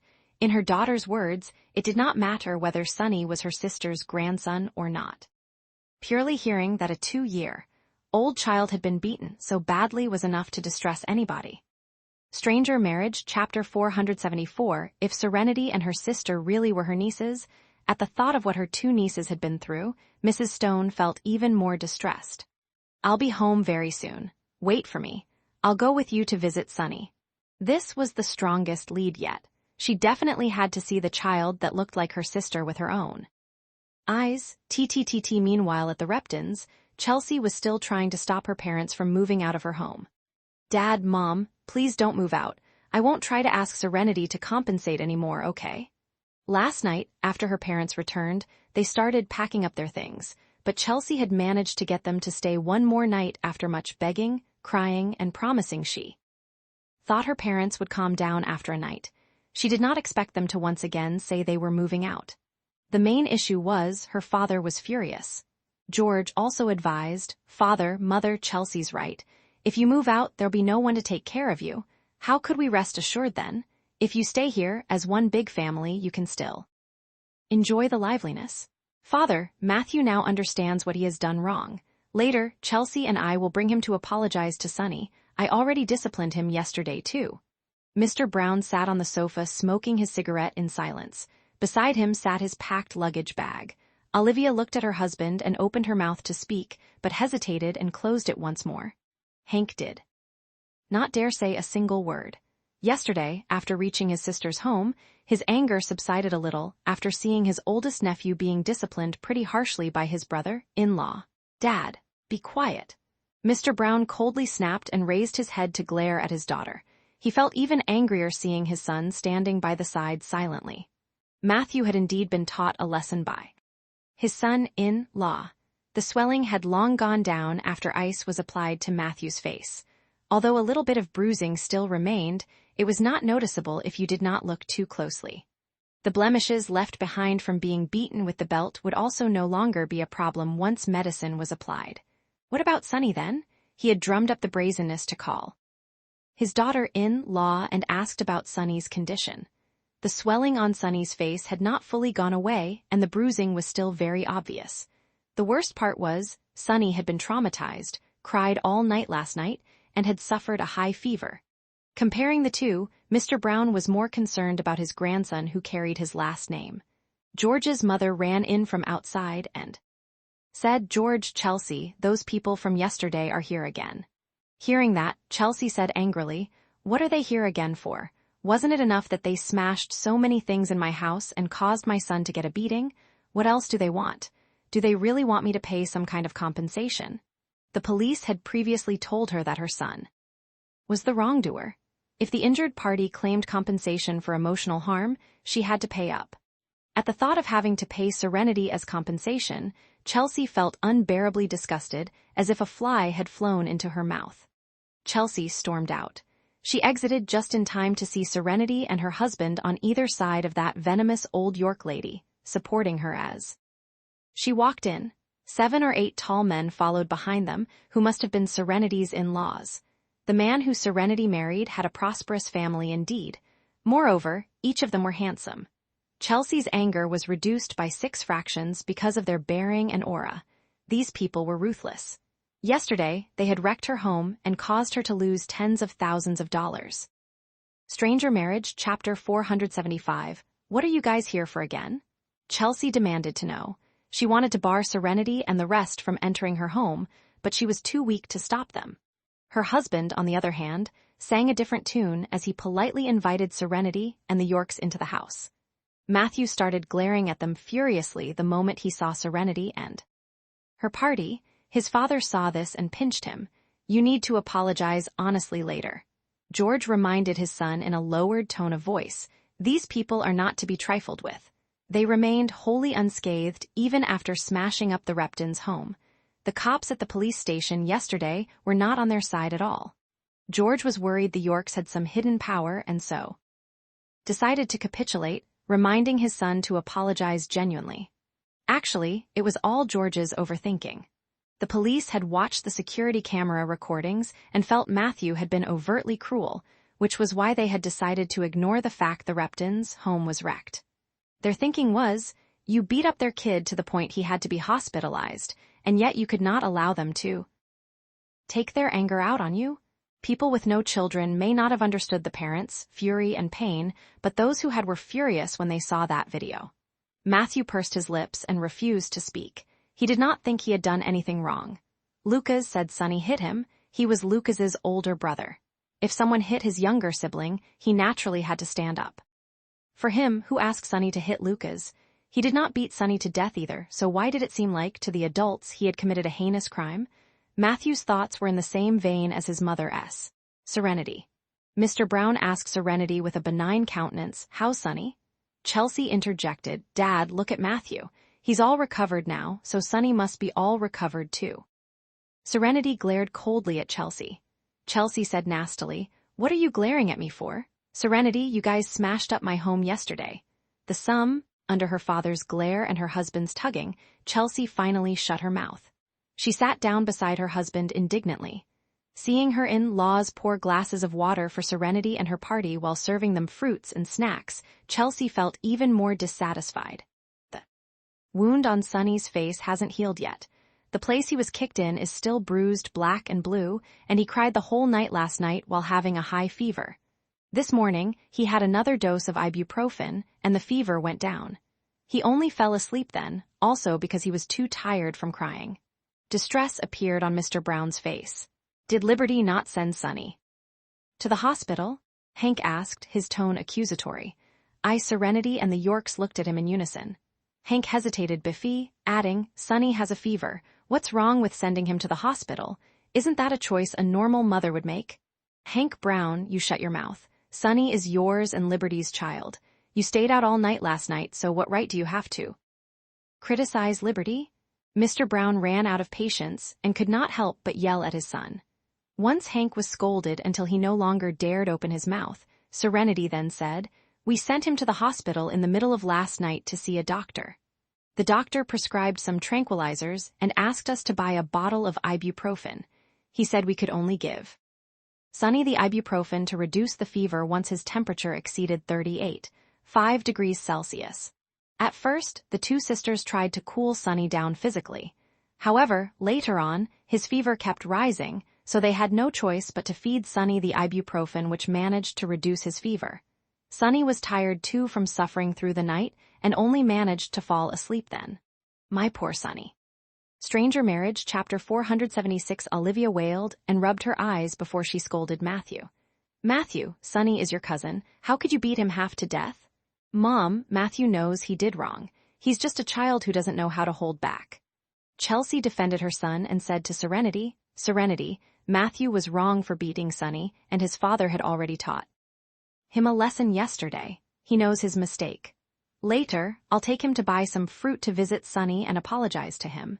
In any case, we're still relatives. We won't press charges regarding how you smashed my home up, so you shouldn't insist on my son taking responsibility either. It's normal for children to fight, but it won't be nice if adults like us interfere. Besides, Lucas said that it was Sunny who hit him first.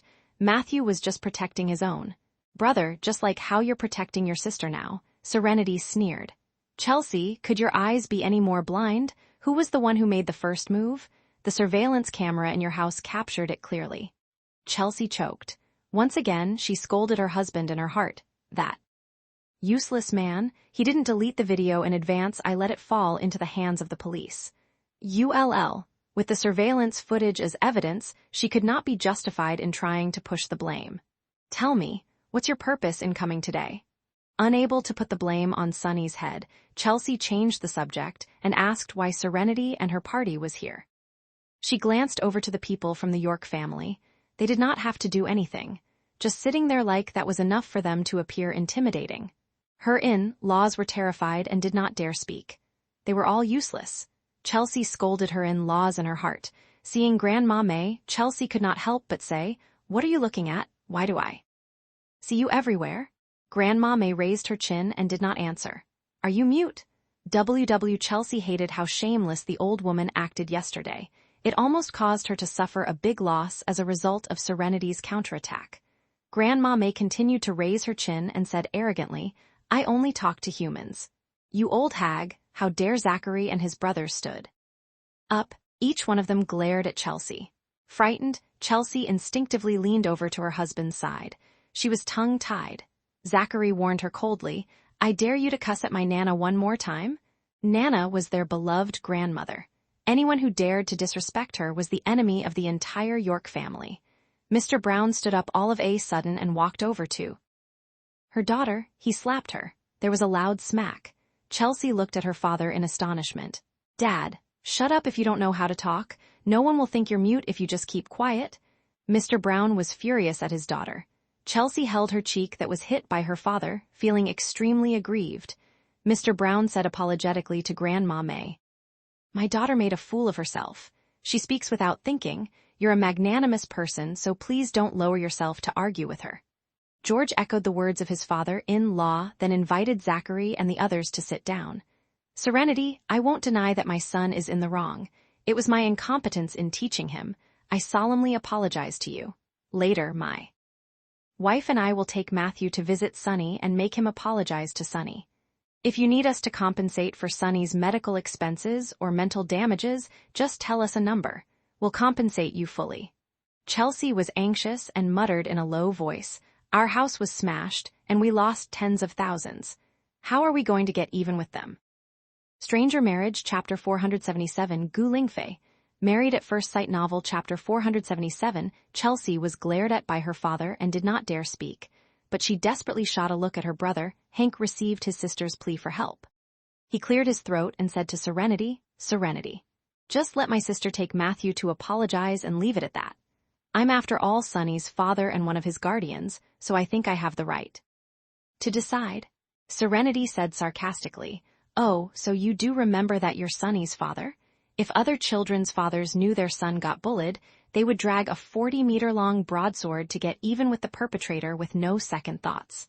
You're his father, but you want to settle the matter instead. Are you closer to your nephew than your own son?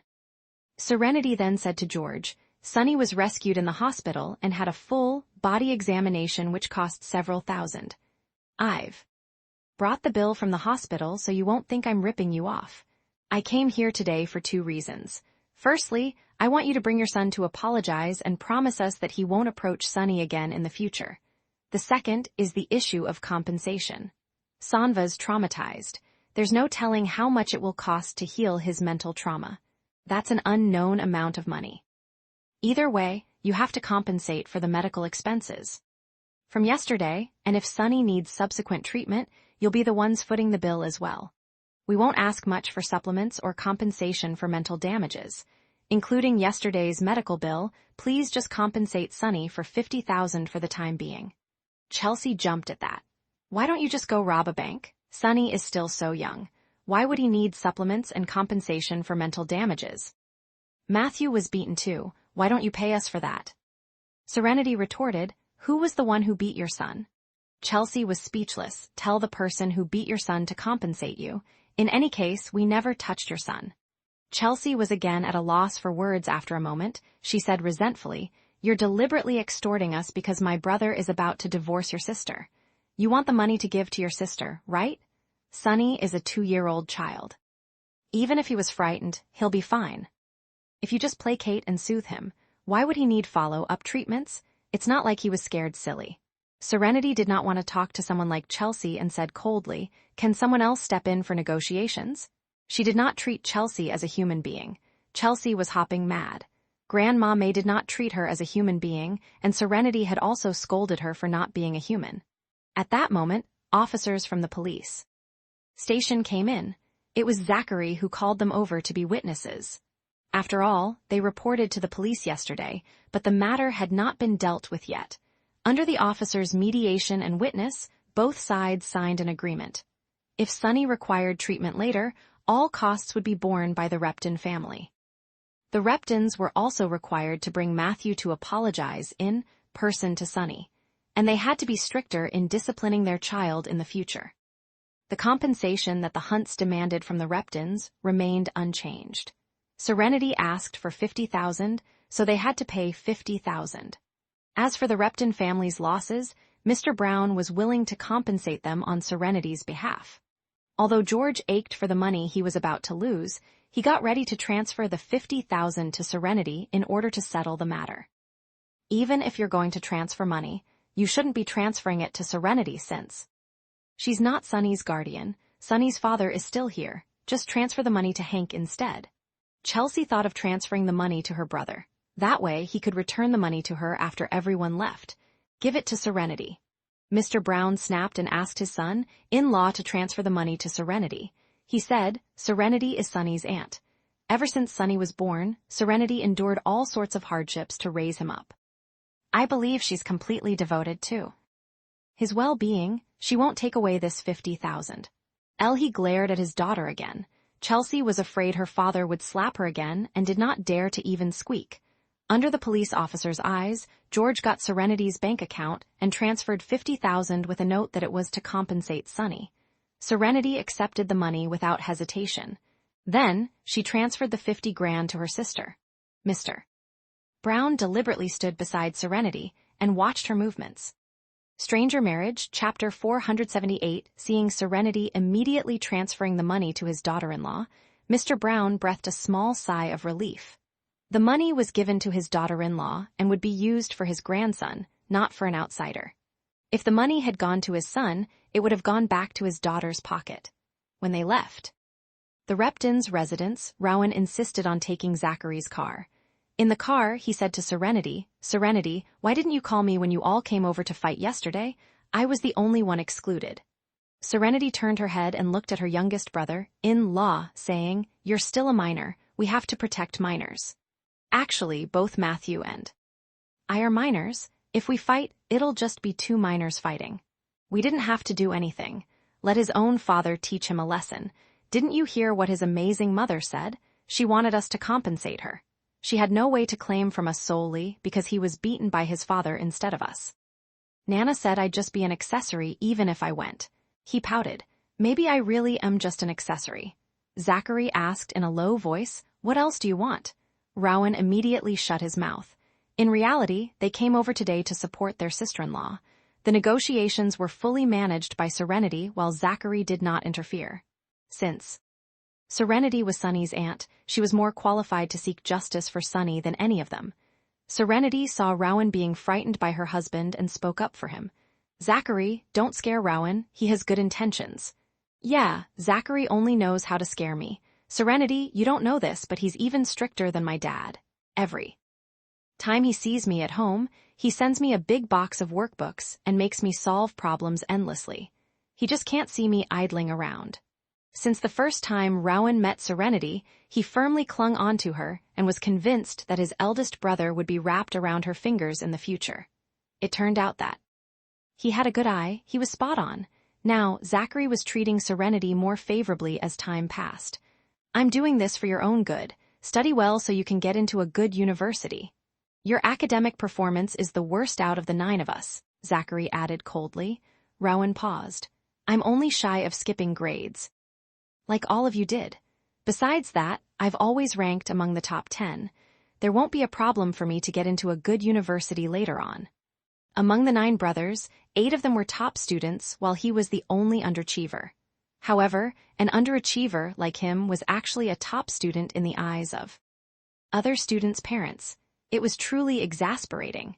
Rowan was reminded of ever since he started high school, all 8 brothers of his would send him workbooks and mock exam papers to practice non-stop whenever they returned to the old residence. He wanted to run away from home then. No, he just did not want all 8 of his brothers to come back to the old residence. The old residence did not welcome them. Serenity was stunned. Rowan, did all your brothers skip grades? Yeah, all of them skipped a few grades. I'm the only one advancing one step at a time. Serenity was speechless. She wanted to have Zachary's babies. They were guaranteed to be top students too.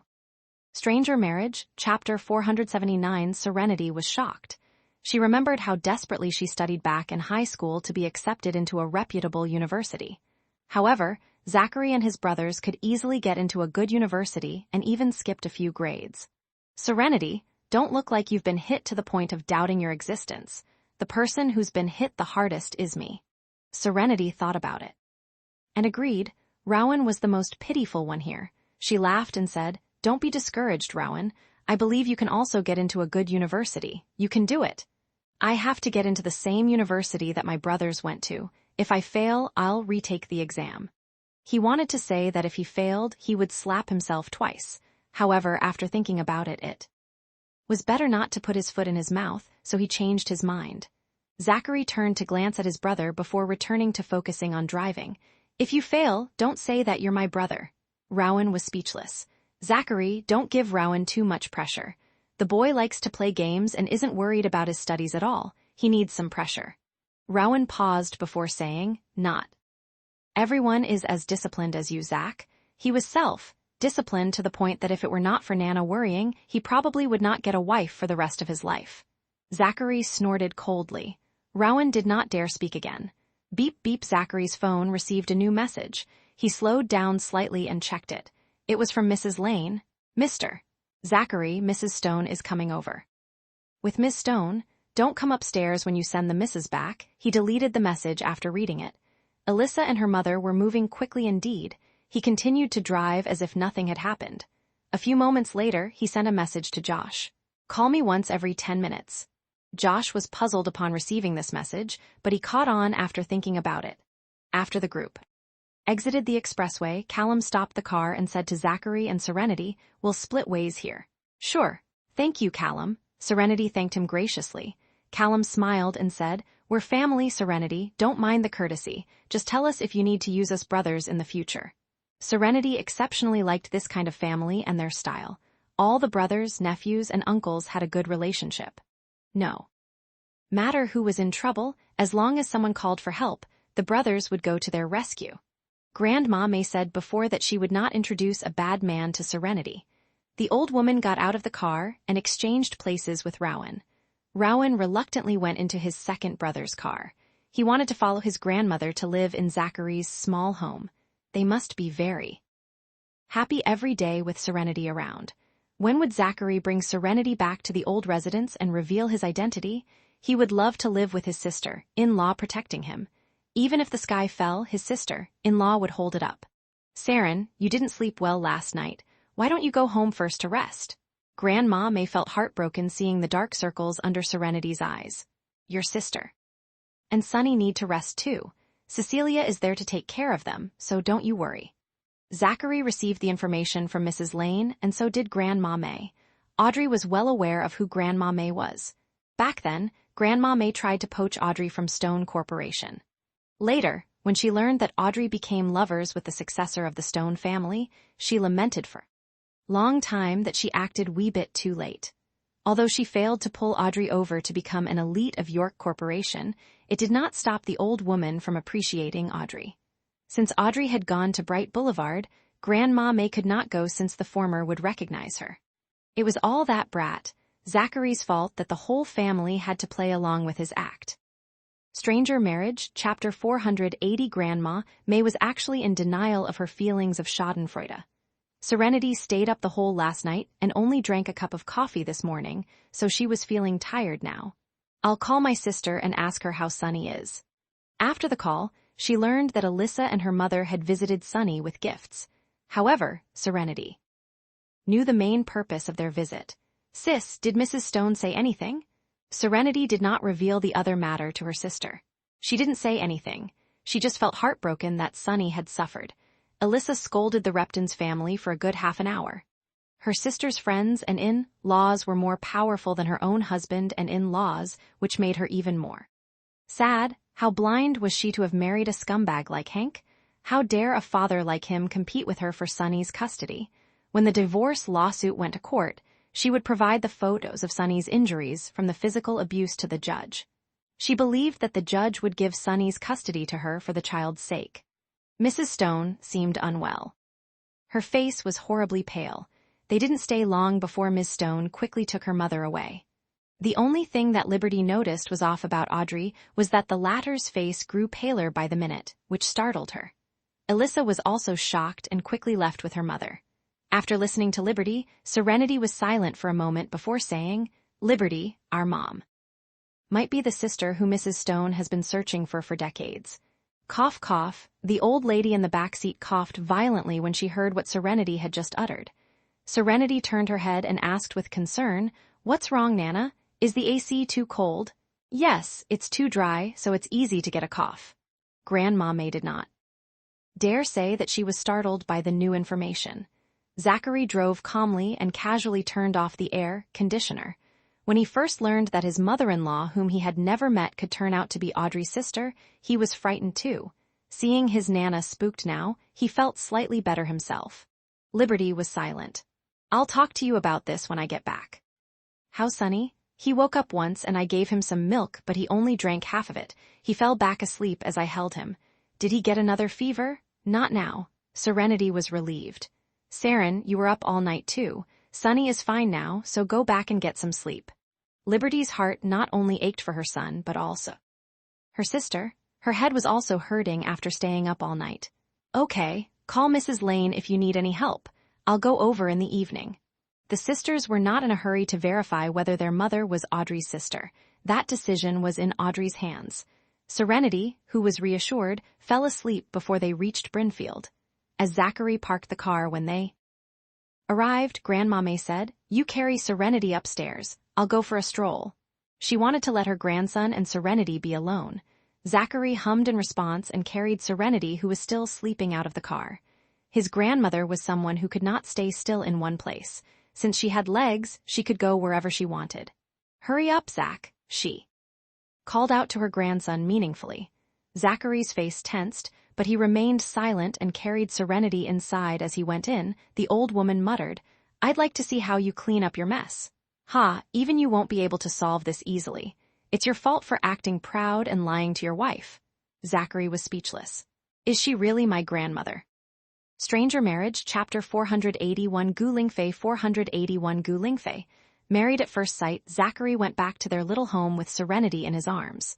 As soon as the door was open, the pet dog rushed over. "Get out of the way." Zachary gave a hushed roar, and the little thing lay on the ground obediently, not daring to come any closer. It knew that its male owner did not like it very much. Fortunately, he did not abuse it or deprive it of food and water. Ring, ring, ring. Zachary's phone rang.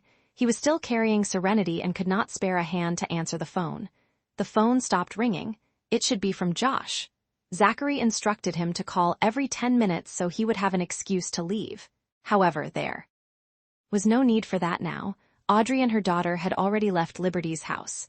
He carried Serenity back to her room, placed her on the bed, and covered her with the quilt before calling Josh. "You don't have to call anymore." "I don't? I was thinking about whether to spam you." Zachary's lips twitched. "Have you eaten? Do you want to eat together?" "No, why aren't you?" Asking Ms. Socks instead. "Wouldn't it be humiliating if she rejected me? We exchanged numbers after we met, but she didn't take the initiative to contact me. I don't know what she thinks of me." Zachary paused before saying, "I can understand now why my Nana feels disappointed in me." Josh was stumped, but he managed to ask, "So, should I ask her out for a meal now?" "It's up to you. Anyway, you have to be thick-skinned when chasing your wife. Looks like you're pretty thick-skinned now." Zachary touched his face. "I haven't measured, so I don't know how thick it is." Tosh burst into laughter. "Serenity is definitely the woman I admire most in the world. There's no one like her. Get lost." Zachary snapped at him and hung up the phone. He sat down at the edge of Serenity's bed, quietly looking at her sleeping face. The lines on her face had loosened up. He leaned down, pressed a kiss on her cheek, and whispered softly in her ear, "I admire you too, Serenity. You took half my soul away so easily." He gently touched her face again. The tenderness in his eyes was undisguised, after lingering for a good long while. He finally left her room. Serenity slept until the evening and only woke up from hunger. When she opened her eyes to see the familiar environment, she knew that she had fallen asleep in the car and was carried back by Zachary. Where was he? The door was suddenly pushed open. Zachary came in wearing a floral apron.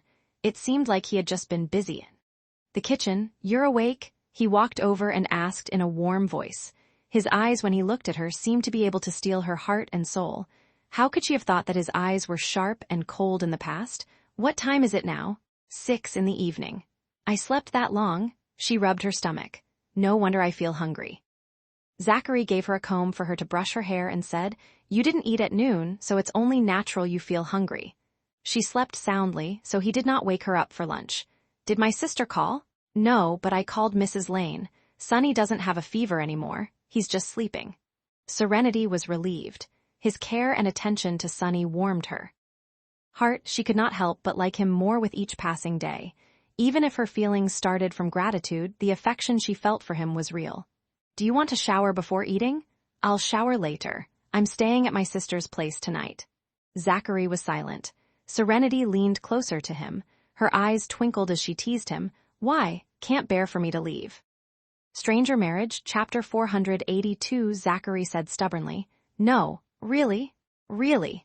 Serenity straightened her back and said with a regretful expression, "I was thinking that if you didn't want me to leave, I could tell Mrs. Lane to stay at my sister's house while I accompany you. Since you don't need it, I'd better go keep my sister company. Weather is getting colder. It sure feels like winter is approaching. I always feel uncomfortable sleeping alone during this time." Serenity sighed. Zachary was speechless. Is she implying that if I said I didn't want her to leave, she would hug the pillow and quilt and hog my bed? Serenity was still carrying a regretful look.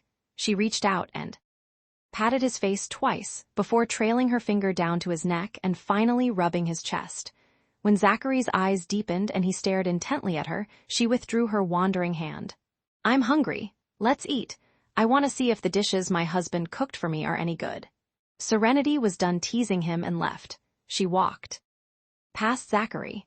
He turned around at once and wrapped his arms around her waist from behind. "Do you think you can leave after teasing me?" He teased with his husky voice with his hands around her waist like an iron grip. She could not break free from him even though she practiced kickboxing. "Loosen up," Serenity said as she could not pry his hands away. Zachary planted a kiss on her cheek before he loosened his grip. She turned around while in his embrace and looked up. Her pretty face was flushed from the teasing, and her beautiful eyes twinked like stars in the dark night.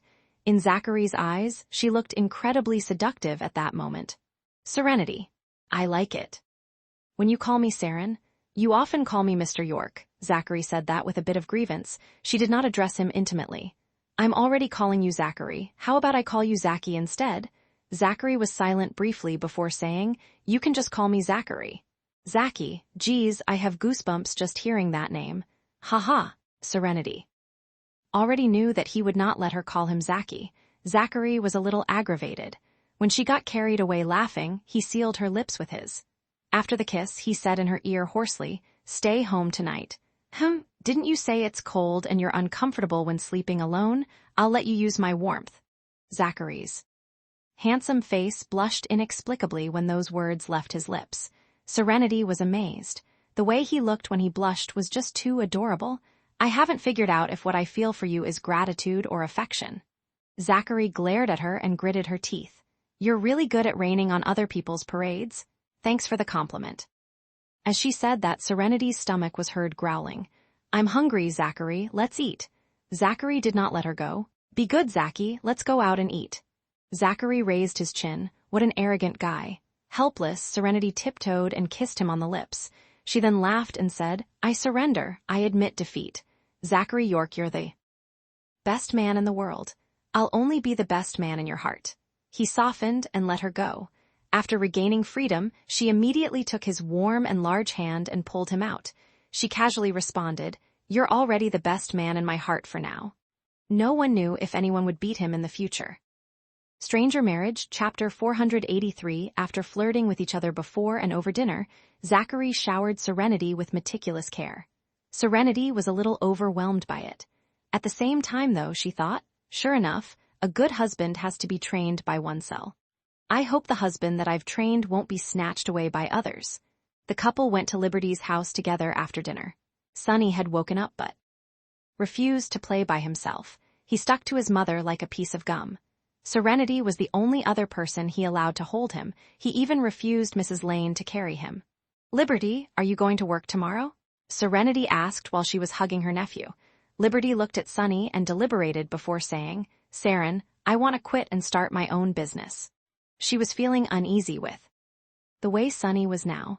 However, she had just started her job. It would be easy to lose her job if she took a leave of absence. After a day of consideration, she decided to take her son with her to start her own business. Have you thought about which line of work? Liberty said tentatively, I want to open a breakfast restaurant. What do you think? Apart from working a desk job, the only thing I'm confident in is my cooking skills, so I want to open a breakfast restaurant. I'll only be busy in the mornings and can rest in the afternoon to take care of Sonny. Having your business during breakfast hours requires you to get up early. It'll be exhausting. Can you manage by yourself? Serenity could come over to help at first, but she could not come by every day. I'll start small and only serve toasts and pancakes. When I earn money, I'll get a shop front and hire someone to help.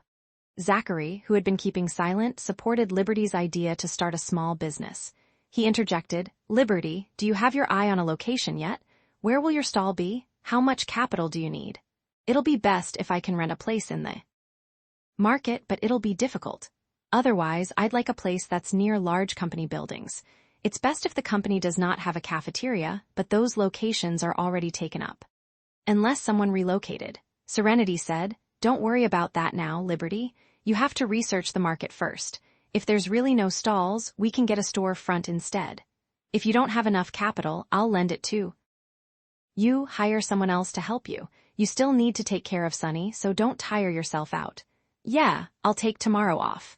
Let's wait until Sonny gets better. If the company was understanding about her taking time off despite just working for a few days, she would continue working for a while. However, if the company could not be understanding, then she would have to resign. I want to talk to Hank again about the divorce. If I was given a choice, I'd rather talk it out with him as I don't want to live with him for a moment longer, and going through the divorce lawsuit, the evidence that Zop had to obtain would take a while. Jal Lail FPLAIN lawsuit is, if the talk doesn't work out, then I'll still file for divorce. Serenity exchanged looks with her husband and nodded. You talk to Hank again. It's best if you two can come to an agreement regarding the divorce. It'll be quicker too. Don't show him the evidence of his extra income, but you can scare him a little.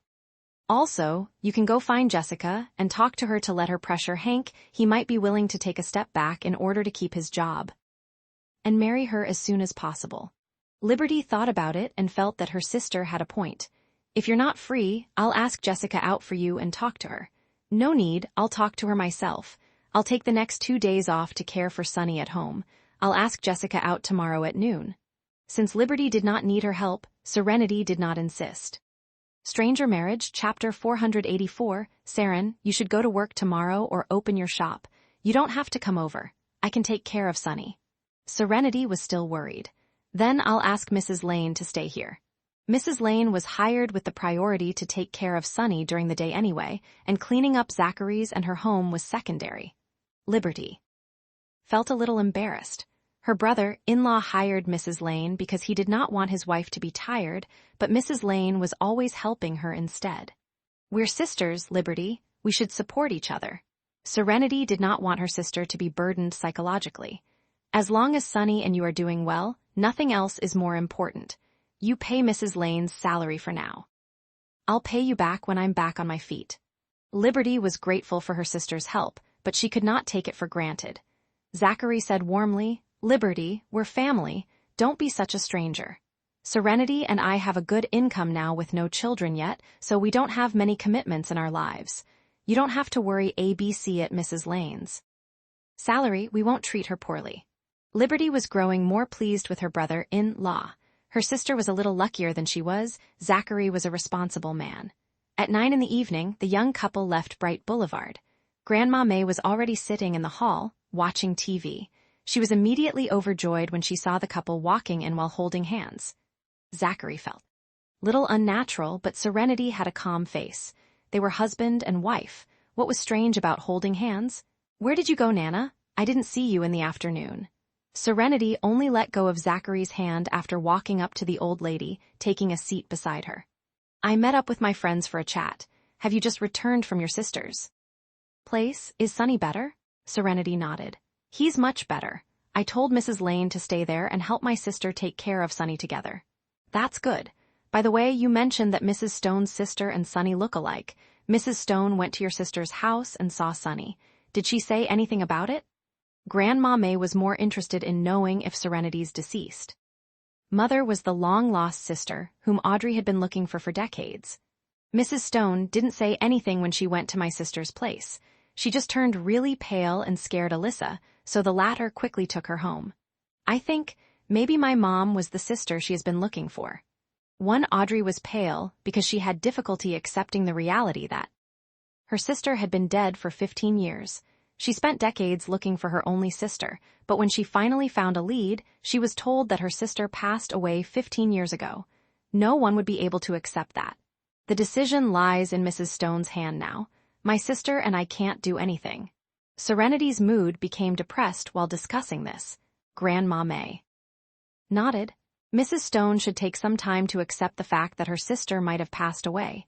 She'll definitely come to you too and offer to do a DNA test in a few days. She patted Serenity's hind and said comfortingly, Seren, no matter what the result is, we'll accept it calmly. If your mother really is Mrs. Stone's sister, although she can't reconnect with her sister anymore, at least she still has relatives looking for her and thinking about her. She can then rest in peace. Serenity desperately blinked away the tears welling up in her eyes. She thought, if Mom and Mrs. Stone really were sisters, and if they met earlier, maybe Mom wouldn't have died in that accident. It was the living who were left behind to lament. Stranger Marriage, Chapter 485. After comforting Serenity, Grandma May yawned gracefully. She put down the TV remote control, got up, and said to the young couple, I'll head in to rest up. I'm old and can't stay up late. She took a few steps and stopped before turning around to ask Serenity, Seren, should I bring your pillow out? Serenity smiled and said, No need. There are pillows in the guest room for me. Grandma May glanced at her grandson twice but did not say anything. She proceeded into Serenity's room. By the time Serenity went in to take a shower, the old lady was already snoring loudly. Serenity was speechless. 10 minutes later, she came out of the room in her pajamas. Just after closing the door, she saw her man in his robe, leaning against the door of his room with his arms across his chest. Not sleeping yet? You have to work tomorrow, Serenity casually said to him, pretending to not remember teasing him earlier. She walked past him toward the guest room. However, when she pushed open the door to the guest room, she was dumbfounded. The bedsheet was gone. The quilt was gone. The pillow was also gone. She had clearly bought a set of bedding products. Where did they go? Were they stolen? That did not seem right. A thief would not just steal bedding. She turned her head to look at the proud man who was still standing against the door. He must have taken advantage of the time she was in the shower to take away all the bedding in the guest room. Zachary kept silent and simply looked at her. Serenity turned around and walked back toward him. She paused in front of him and then walked into his room. While entering, she said, "I remember a certain someone mentioned that he'd keep the door of the room open for me to search for the agreement." Zachary waited for her to enter the room before following her. He closed the door behind him and said calmly, "Be my guest. If you can't find it, then don't bring up the agreement again in the future, because it doesn't exist." Apart from the safe that had not been open yet, she had already scoured every inch of the room. Serenity pretended to casually rummage through the room before heading over to his safe and patted it. "Open it and let me see. You must have hidden it here." Zachary walked over and unlocked it. Serenity looked at him before opening the safe. There was only one thing inside, a small document. It was the marriage license of the two of them. There was nothing else. She removed the marriage license before inspecting the safe. There really was nothing left. "There's not even a penny here. What did you buy a safe for?" Zachary said as a matter of fact, "To keep our marriage license. If you'd like to put money inside, I'll go to the bank tomorrow after work to get some cash and bring it back to place it in the safe. You can use it whenever you want to. There's still money in the household expenses card you gave me." Serenity flipped over the marriage license to look at their wedding photo, which appeared very unnatural. "Look at your face back then. You're like an iceberg. I was worried I'd freeze and turn into an ice sculpture after taking the wedding photos." Zachary sat down beside her and took a look at the photo on the license. "You weren't particularly enthusiastic either. The photographer kept telling you to lean closer, but you were frozen stiff. You didn't budge an inch." Serenity was speechless. It was the pot calling the kettle black. "Saren, don't mention the agreement again. It's gone. Even if it wasn't gone, I would have probably flushed it down the drain already." Serenity looked at him and dove into the deep abyss of pondering what he could mean. He was going back on his word. That was what he meant. He took advantage of that night when she was a little drunk to destroy her copy of the agreement. He was afraid she would wake up and look for it, so he destroyed his own copy as well. When she remembered to ask him, he shamelessly denied it and said that she had been worrying too much lately and was hallucinating. He was clearly saving himself from shooting himself in the foot again. Serenity mulled over his words but did not poke at his lies. Lingfei, Married at First Sight. Stranger Marriage, Chapter 486. Serenity climbed into his bed and lay down comfortably, saying, "I've only slept in your bed once, but I feel like it's particularly warm. Maybe it's my imagination." She pulled the quilt up to cover herself and smiled. "Good night, Zachary." Zachary's dark eyes flashed. He stared at her for a long time before suddenly lifting the quilt off her and was about to pin her down. However, she sat up and removed herself from the bed at once. She put on her slippers and left. "Serenity." Zachary reached out to pull her back. I need to use the bathroom." Aunt Flo might have come to ruin the atmosphere. The man did not understand. "There's a bathroom in my room. Your bathroom doesn't have what I need. I'll come back to sleep in your bed after I use the bathroom, but I won't be able to sleep with you for a while." Serenity pinched his face regretfully. "Fatten up a little." No matter how slow Zachary was, he finally understood and slowly let go of his hand, letting her return to her room. A while later, Serenity Ray entered his room. Zachary had his back to her while hugging a pillow with both arms, seemingly sulking. Serenity hesitated and thought, "Should I sleep in a different room? Maybe I should. I'll go back and sleep with Nana for the night." She turned around to leave. "You're not even going to let me hold you?" "Huh." Serenity stopped in her tracks and turned to look at the man who was sulking. "I'm afraid you'll have a hard time if you hold me. It's better than sleeping alone." Since he was not afraid of being tormented, she did not hold back Serenity, then cheerfully returned to Zachary's side, lifting the quilt while saying, "Come on, don't give me that look. You look like a moping kid now." "I'm a man." "Fine, a moping man." Zachary suddenly reached out and pinned her down. He leaned in and kissed her fiercely before he felt better.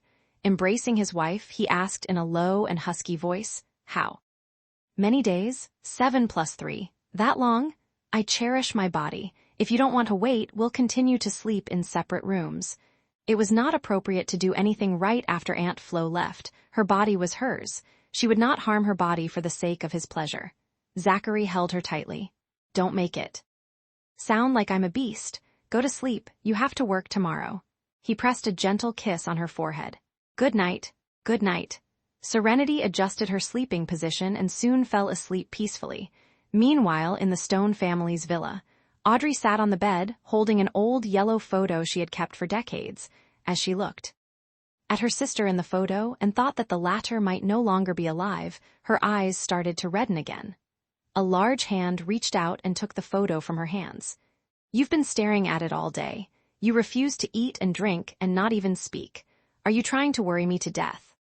Daryl was feeling distressed as he handed a tissue to his wife. "It's yet to be determined, but you're already crying. Maybe it's not true this time either."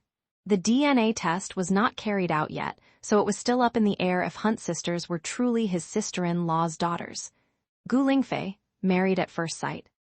Stranger Marriage, Chapter 487. Audrey took the tissue handed to her by her husband and wiped her tears. She then finally said, "Sonny does look somewhat similar to my sister. His mother, Liberty, would resemble my sister more if she was a little thinner." When Alyssa first met Serenity, she said she had a feeling of wanting to be close to the latter. "I had that feeling too when I met Liberty and her son. I think it's because of our blood relation. Daryl. Maybe this time I have really found my sister." Audrey's tears slipped down again when she thought about the fact that her sister was long gone. "But she's no longer here. She died 15 years ago. It's no wonder I couldn't find her despite searching for so long. How could I find her when she's no longer in this world?" Daryl comforted her. "It's just a feeling. Sometimes fate acts in mysterious ways. Don't cry yet and wait for the DNA test. If his sister-in-law, whom he had never met, was dead, Daryl would feel shaken too. When he first met his wife, she was still just an employee of Stone Group, but she had already started searching for her sister. Decades passed, but she never gave up. She also let her children take over and help her continue the search. Countless years of perseverance and faith suddenly turned into nothingness. It was normal for his wife to find it difficult to accept. "My intuition tells me that Liberty and Serenity are my sister's daughters. My sister isn't here anymore, and her daughters are still living such a hard life. Fortunately, they're strong like I was. Back then, she was only 8 years old and could not raise her sister. The Hunt sisters had it slightly better. At least they got their parents' life insurance payouts. Although their horrid relatives took most of them, the town council fortunately got $200,000 for the sisters. Liberty was also 15 years old that year and was able to somewhat take the burden of raising her sister. Alyssa said that Serenity treated her sister exceptionally well. Audrey thought, the two sisters rely on each other, and after going through so many storms and seeing the fickleness of human nature, Liberty was both a sister and a mother to Serenity. Serenity would be an ingrate if she wasn't good to her sister. "Let's do the DNA test first." Audrey wiped her tears again and nodded. Teal visit Serenity tomorrow and ask for a DNA test with her. She did not choose to do it with Liberty because the latter had to take care of Sonny. She was aware about the sisters' situation through her daughter. At present, Liberty was in a low period of her life, and she was depending on her younger sister, so Audrey would only ask Serenity to cooperate with her for a DNA test. "Let Alyssa go with you tomorrow. She has a good relationship with Serenity." Daryl recalled how his daughter often met Serenity after getting acquainted with her, regardless of her status. He was also pleased with his daughter's change of nature, but he never thought that their blood relation played a role. "All right. Keep this matter under wraps for now, lest other people tamper with the results." Daryl reminded his wife. Their family was the second most powerful family in Wiltspoon after the Yorks. Many people faked their identities to try and establish connections with the Stone family, because they knew that Audrey had always been looking for her sister. The Hunt sisters had a simple background now, but they were surrounded by too many outrageous people. Who knew if they would do anything to tamper with the results or stop the sisters from acknowledging their relationship with Audrey? Case in point, the Hunt family. They not only took away the $600,000 payout, but also seized the properties and lands belonging to Serenity's family. Then they drove the sisters away and forbade them from returning to their hometown to visit their parents' graves. Worse still, they even moved the graves without informing the sisters. Now, the Hunt sisters did not know where their parents' graves were. They could not even pay their respects. It was no wonder Serenity mercilessly refused when the family repeatedly went to beg for reconciliation. The hate ran too deep. They had not experienced the suffering of the Hunt sisters, so they could use moral blackmail. I know. Audrey said, I'm not worried about them tampering with the results. I'm just afraid that if we make a statement and the test turns out negative, others will use it as an excuse to attack Serenity. LT Darryl let out a hum and comforted his wife. Don't think too much about it. We'll know whether it's true or false in a few days. Go to sleep first, or shall I go downstairs to make you some food? You can sleep after having a bite. Gu Lingfei, Married at First Sight. Stranger Marriage, Chapter 488, I have no appetite. You haven't eaten or drank anything all day. Do you know how worried I am about you? Your children are worried too.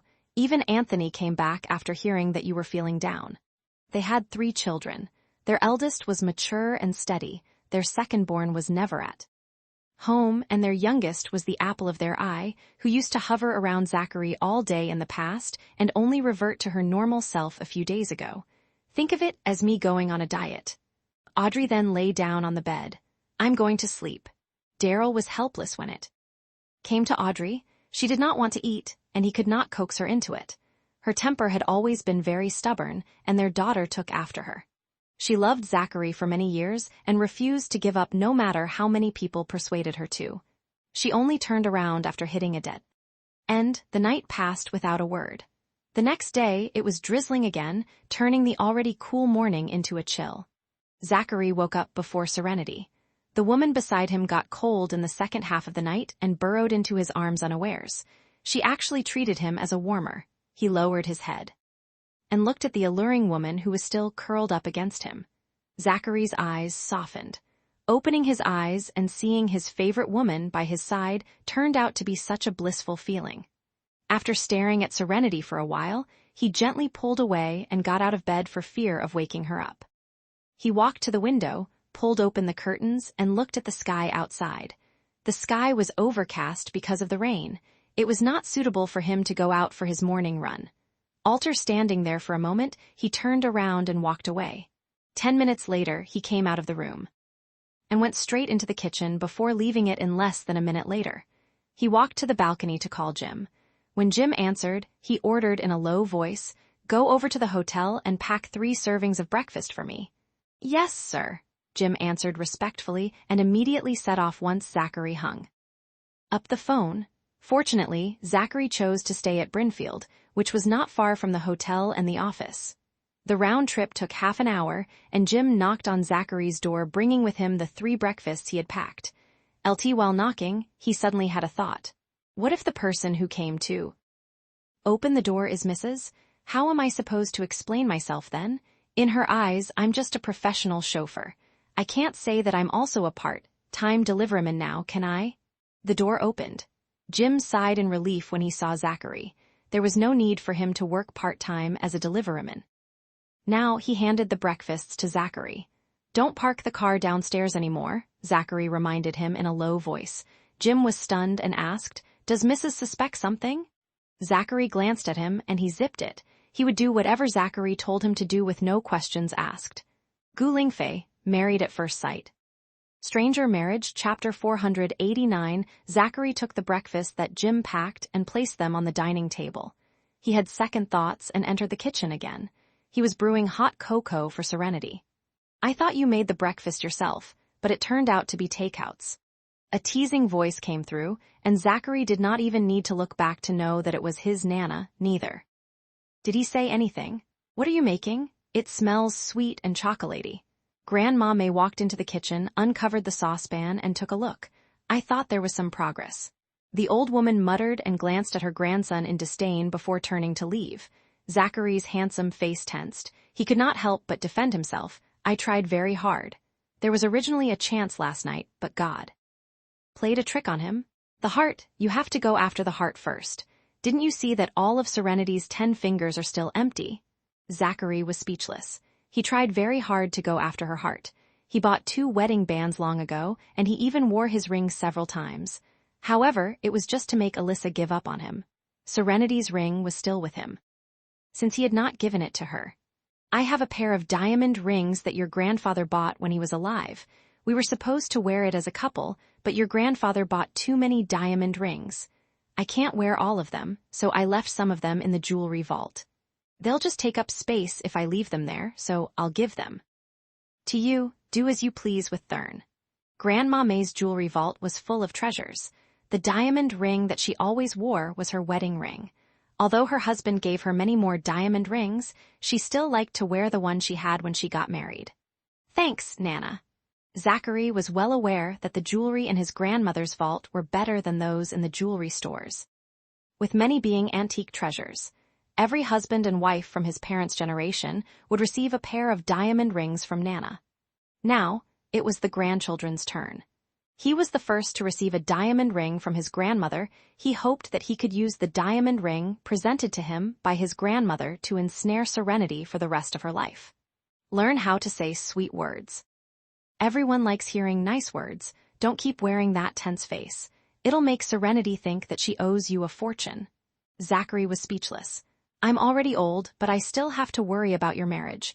You'll be letting me down if you don't make me a great grandmother by next year. Even your grandfather had a headache when it came to your marriage when he was still alive. Zachary was exasperated and thought, am I that bad? It's quite cold today. Grandma May walked to the balcony and shivered from the cold wind. She hurriedly retreated inside. It finally feels like winter in Wiltspoon. Zachary did not speak. When the hot cocoa was ready, he came out of the kitchen and went into his room. Serenity had just woken up, but she was still lying in bed with a blank expression. A large and slightly cold hand felt her face, pinching it softly, and in his low voice, Zachary said, "Why are you spacing out?" Serenity grabbed his hand and pinched the back of it harshly. "Serenity!" He let out a low shout. She pinched him with all her might. "Does it hurt? Do you think I'm an iron wall who can't feel pain?" "No, I thought I was dreaming." "So I pinched you. Now I believe that this is reality after hearing your cry of pain. I slept in your bed again last night." Zachary was speechless. If she suspected that she was dreaming, why didn't she pinch herself instead? She'll only know she's not dreaming if she herself feels the pain. Why did she pinch me then, and so hard at that? Lingfei, Married at First Sight. Stranger Marriage, Chapter 490. The eldest son of the York family had never suffered from such a painful pinch in his life. It hurt. "Is Nana up?" Serenity asked as she turned over to get out of bed. She wanted to slip back into her room before Grandma May woke up. "She's up. So early?" Serenity, who was ready to run, stopped in her tracks. "Nana will see me if I go out like this. We're husband and wife." Zachary did not like her sneaking around. Serenity grinned. "You're right, we're husband and wife. There's nothing to hide. Nana will only be happy if she sees us like this. She knows that we've been sleeping in separate rooms since we got married and has always urged me to do all sorts of things." "To you." Zachary looked at her without a word. He was also feeling utterly helpless with his Nana. Of course, he was mostly grateful now. If not for her nagging, he would not have married Serenity. "I'm going back to my room to change. What do you want to eat today? I'll cook for you." "I went and got takeout for breakfast, so there's no need to cook." Serenity took a double take at him and left the room. Zachary's expression darkened. What did those glances mean? Was it strange that he got takeouts for her? Would this make the sun rise from the west? "Morning, Nana." Serenity went out and greeted the old lady as if nothing had happened. "Morning, Serenity." Grandma May looked at her lovingly. "You must be hungry." Zach got up early and braved the cold wind and rain to Wiltspoon Hotel and packed breakfast home. "He said that you like the food there." Serenity's heart warmed as she listened. She felt like she was being cherished. "I'm not picky." He could have just packed any breakfast from a nearby restaurant. Grandma May laughed. "You'll get tired of eating those every day. It's good to try something different occasionally. It's cold today, so go change your clothes and put on a jacket." Serenity hummed and pretended to be calm as she went back to her room. Once the door was closed, she could not help but laugh. Ring, ring, ring. The phone rang. Serenity took out her phone, thinking it was her sister calling, but it turned out to be her best friend, Jasmine. "Jasmine. I'll be there soon." Serenity thought Jasmine was urging her to go help out in the store because it was too busy. "Saren, I haven't gone to the store today. I have a cold.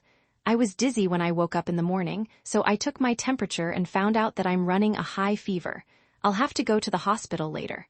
I'm just giving you a heads up that you'll have to watch the store today." "How did you catch a cold? Did you dress for fashion instead of warmth? It's raining today and it feels like winter. Wear a few more layers. The store belongs to us, so it's only natural for me to watch it. Please don't stand on ceremony with me. Quickly get yourself to the hospital. Don't drive and ask your brother to send you there. Jasmine hummed in response. My mom will take me to the hospital, so I won't bother my brother. I'll go see the doctor first. Okay, take care. You too, wear more layers. After exhorting each other, Jasmine hung up first. She could not go to the store today, so Serenity could not dally as usual. She changed her clothes as fast as she could and washed up. Then, she took the purse she always carried and went out. Nana and Zachary, I'll go to the store first. I'll bring breakfast there to eat. In one swift series of motions, she walked to the table, picked up her portion of breakfast, stuffed it into her bag, and left. Wait, Serenity. Zachary called out to her. Stranger Marriage, Chapter 491, Gu Lingfei 491, I made you hot cocoa. I'll put it in the insulation cup for you since you don't have time to enjoy it now. Take it with you to your shop. Serenity looked at Zachary in surprise. To think Zachary would make her hot cocoa. Zachary cleaned the insulation cup before pouring the hot cocoa into it. He then put the lid on and packed the insulation cup in a bag before handing it to Serenity. Don't forget to drink it. Serenity took the bag and looked deeply into his eyes. She said, see you. She then took off. Standing there, Zachary watched her head out the door. Grandma May told him off. Can't you walk with her? She knows where the exit is. Grandma May was speechless. She was about to prize his progress when reality gave her another slap in the face. This punk left her with no words. Nana, by the way Serenity was looking at me just now, I think she would have kissed me if you weren't around. She was stumped for words. With Zachary regrettably returning to his seat next to Nana, the pair of grandmother and grandson quietly had their breakfast. I think Saren didn't have her thick coat on, the old lady noted. Zachary faintly replied, I'll deliver it to her. Grandma May was pleased with him getting the drift. LLL despite leaving home in a hurry, Serenity did not forget to call Liberty to ask about Sunny. Since her sister had taken the day off work, Serenity drove straight to the shop without stopping by at her sister's. Having missed the morning rush hour, Serenity set up the store and immediately tidied up the place. Since it was raining, the shop appeared crammed with the stuff that should have been on display outside. Armed with a duster, Serenity dusted the shelves. The students would be having their term break in a few days. She could basically close the shop until after New Year's. Serenity. A familiar voice came from behind her. Turning around, Serenity first saw the bouquet of vivid, colored roses before laying eyes on the bouquet holder, Sean.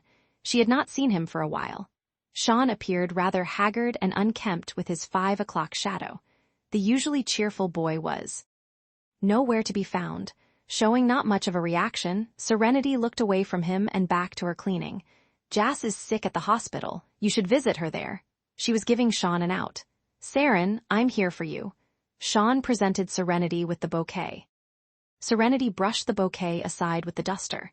Sean stared at her in dismay without hiding the hurt in his eyes.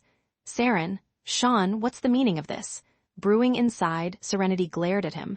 Have I not made myself clear? I'm married. Gu Lingfei, married at first sight.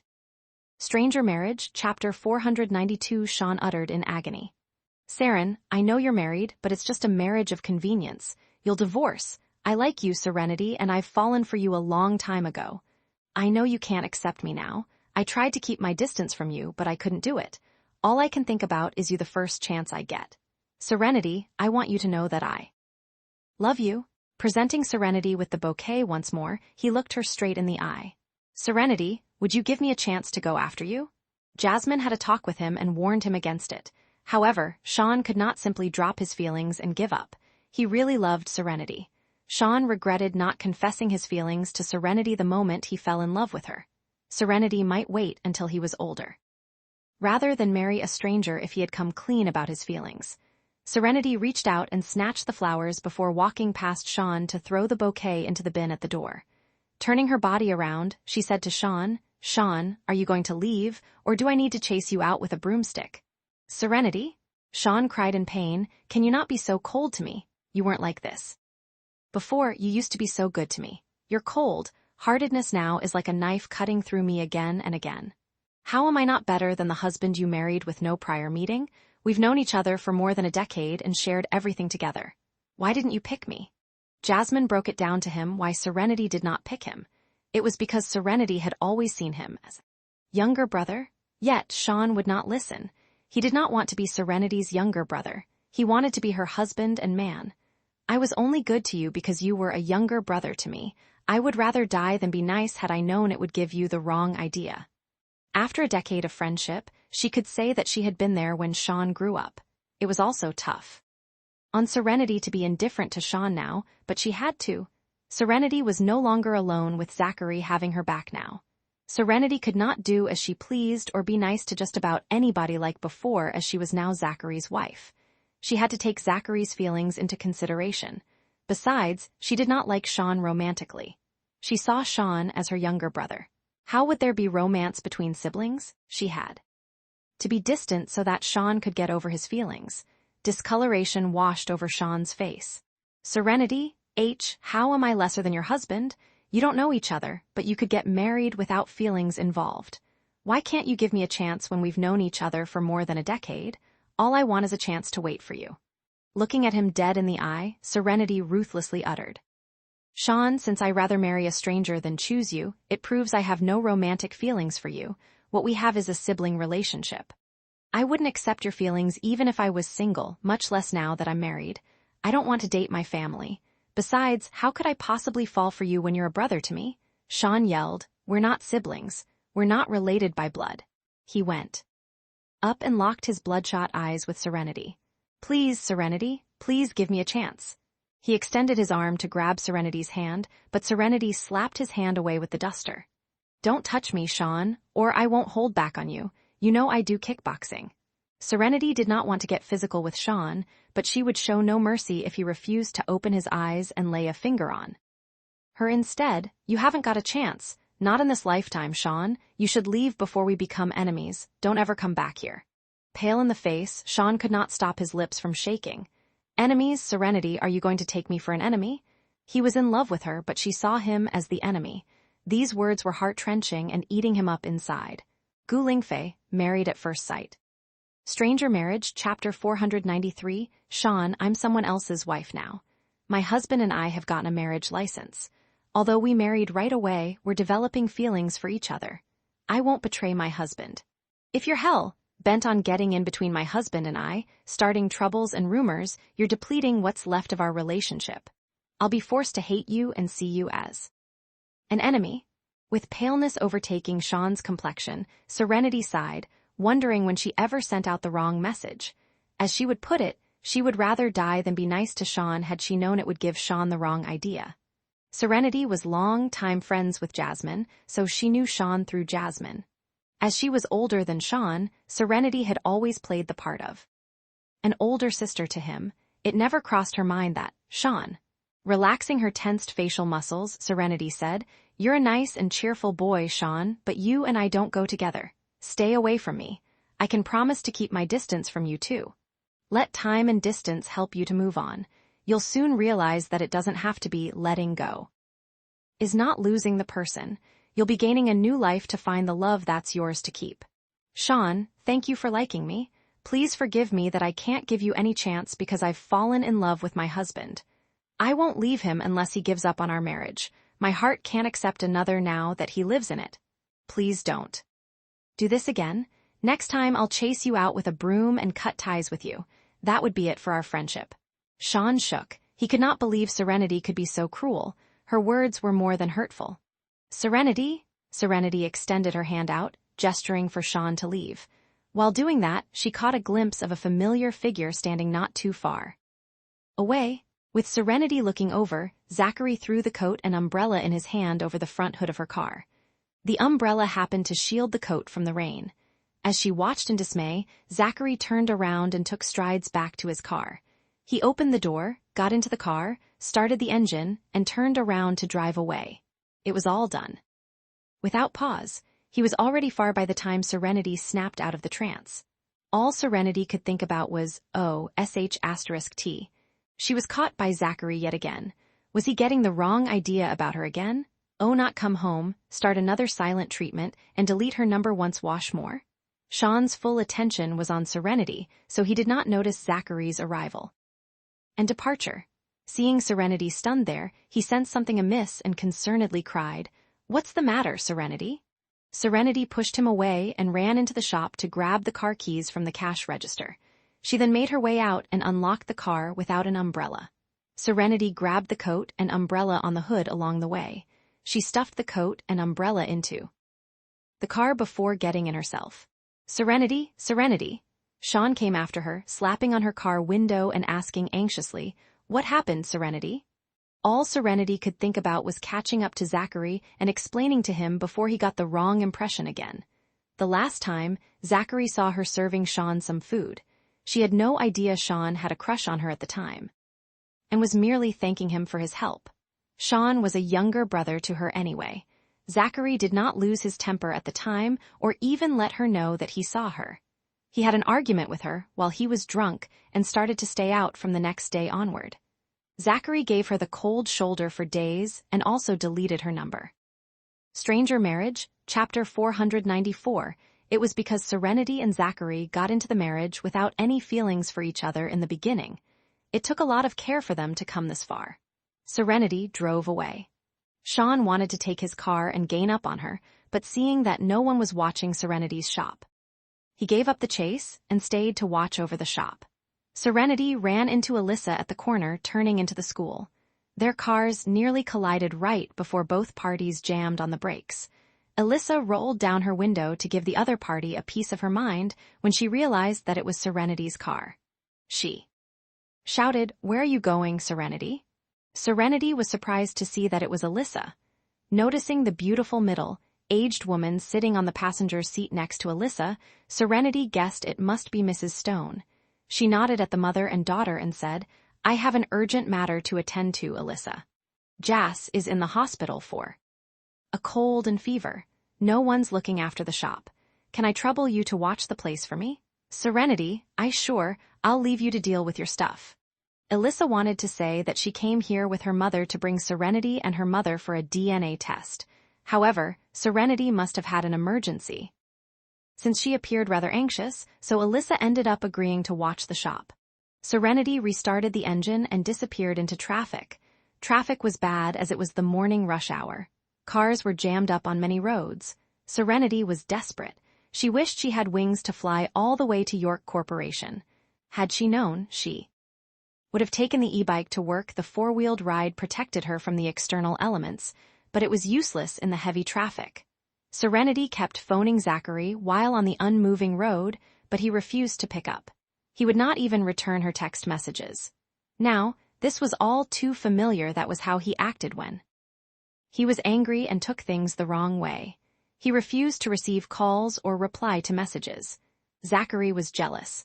Before he could get out of the car upon his arrival at the shop, Zachary witnessed Serenity bringing the roses out of the shop and dumping them in a bin.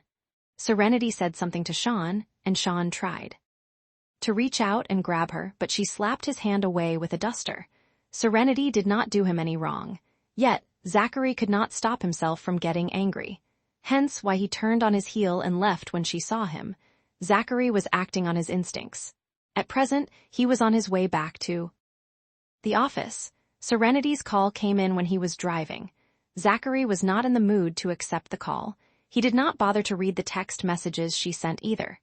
Zachary simply drove on, going past his office building without stopping. It was not until he was miles away that it hit him.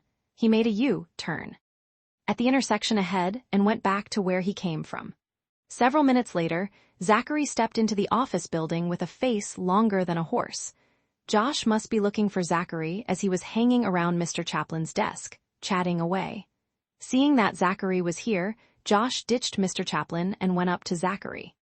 Stranger Marriage, Chapter 495. To everybody's surprise, Zachary grimacingly ignored Josh and stormed past him. The only thing Josh heard was Zachary callously telling Mr. Chaplin, "Notify all senior-level executives for a meeting now." Josh wondered if the earth was about to shake. Duly noted. Mr. Chaplin was ahead of Josh in responding as Josh was taken aback by his best friend's sour face. Zachary made a beeline to his office, only to stomp back out in less than 2 minutes to head to the meeting room. Josh went with him this time. There was no one in the meeting room. No meeting was scheduled today, to begin with. Yet, Zachary told Mr. Chaplin to notify higher management to attend a last-minute meeting. The man was on a warpath.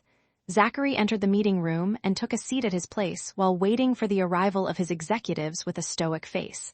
Josh paused before making his way to Zachary. He pulled a chair out and sat next to Zachary.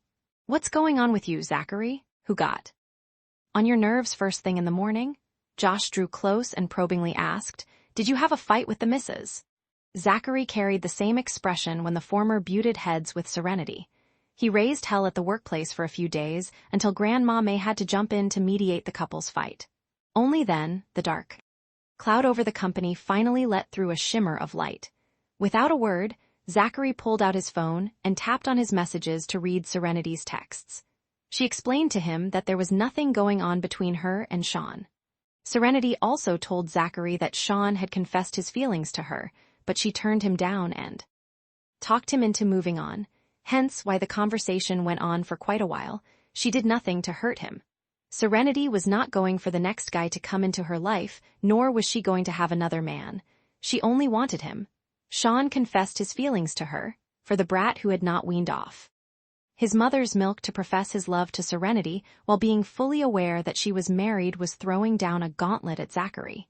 "Josh, do we have any business dealings with the Lows?" "None with the headquarters, but they have an ongoing partnership with our subsidiaries." "Whichever subsidiary company that is, end the partnership." "Huh." Tilting his head, Zachary glared at Josh. "Is there a problem?" Josh immediately replied, No problem at all. Okay, we'll end all partnerships with the Lows." So, it appeared Sean had angered the tiger. Sean was a fool who rushed in where angels feared to tread. The boy had it coming by stepping on Zachary's toes. "Low Enterprise has a project that's up our alley, take it from them." Josh bobbed his head. "Sure, of course, we'll steal the project out of their hands." Still, Josh had to point something out. "We'll be declaring war against Low Enterprise by doing so. It would be going against the Lows for stealing their project." "Yes, I'm declaring war on them," Sean should have thought twice before eyeballing his wife. For the boy to attempt stealing his woman, Zachary had to do something before Sean believed he was no threat. "All right, York Corporation fears no one.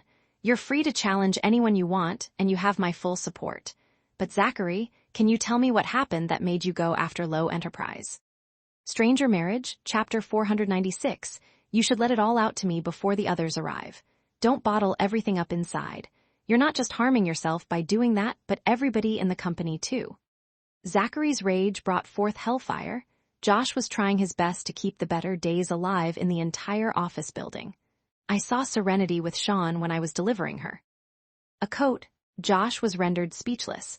With his jaw wide open, Josh had a hard time finding the words before finally saying, "It's a misunderstanding. I'm sure it's a misunderstanding. Sometimes what you see isn't the whole truth, Zachary. Don't sulk as you did before. You have to give the missus a chance to explain." Sean confessed his feelings to her. Josh paused and replied, "Sean is my idol. He's bold and courageous. Mr. Lowe taught him well to be his successor." Zachary gave Josh the stank eye. Josh rubbed his nose and said with a smile, "Zachary, maybe I should get Mr. Chaplin to buy you bucket loads of green paint." Zachary scowled. "Here's a question for you. Did you see Serenity accepting Sean's feelings? What did they talk about?" After a brief silence, Zachary responded, "I saw Serenity holding a duster with one hand and a bouquet with another as she came out of the shop to dump the roses in the trash can. She then had a long talk with Sean, but I couldn't hear what they were saying. I also saw Sean trying to grab her hand." With his eyes sparkling for gossip, Josh eagerly asked, "Did he manage to grab her hand?" "No." Serenity slapped his hand away with the duster. "Oh," Josh remarked, "so he didn't hold her hand. What are you jealous about then? It seems Serenity has rejected Sean." Tension ran along his facial lines as Zachary remained without a word. He knew that Serenity did not accept Sean's feelings. Serenity had also sent him a lot of text messages to give full details. Still, Zachary was disgruntled and eating his heart out. "Zachary, you fell in love with Serenity because of her charms. Just because you like her, you can't stop anyone else from liking her too. It's the same thing as Alyssa having feelings for you. Was Serenity jealous when she found out that Alyssa likes you?" Josh turned into a love guru. in an attempt to enlighten his best friend and boss. The whole company should thank Josh, as their lives would be a living hell once more if it were not for him by Zachary's side. Zachary sulkily answered. She knows Alyssa likes me. She even gave Alyssa ideas to pursue me. Josh was lost for words. Serenity doesn't even know that you're the great Mr. Zachary. York, all right? Josh stood up for Serenity. Sean has known her for over a decade. They're childhood friends, fine. They're not childhood friends, all right? Stop glaring at me, your looks could kill. Josh added amusedly, if Sean likes Serenity, that's his business. She can't control him or stop him from liking her, okay? All is good so long as she doesn't accept Sean's feelings nor has a relationship with Sean behind your back. The number of men having the hots for your wife proves you have a good eye for Mrs. Right. You don't need to be jealous or envious, because that's what other men should be feeling. You're the one who gets to go home to her. Before falling in love, Josh could not understand Zachary's pettiness and jealousy. Zachary would turn into a green-eyed monster every time he was jealous. Josh felt sympathetic toward Serenity as she was stuck with a petty man like Zachary. Zachary uttered aloofly, I can't even stand Sean, let alone other men. Jealousy would bury him alive. Josh replied with a smile, I was only speaking metaphorically. I didn't mean anything by it. Zachary scoffed without putting forth a comment. Stranger Marriage, Chapter 497, the senior executives entered the meeting room in droves by then. Seeing the two biggest bosses waiting in the room, the senior executives were startled and got a bad feeling about the meeting being called at the last minute. Zachary still had his poker face on. Some looked at Callum, hoping to seek comfort from him. The least he could do was tell them what the sudden meeting was about. Although Callum appeared calm, he was looking at Josh. Sure, Callum was from the same family as Zach, but Josh was closest to Zach. Josh got up. I'm going to the men's, he said while tipping Callum the wink. Getting the hint, Callum got to his feet and followed behind Josh before all attendance was accounted for. Despite knowing what was going on, Zachary did not stop them.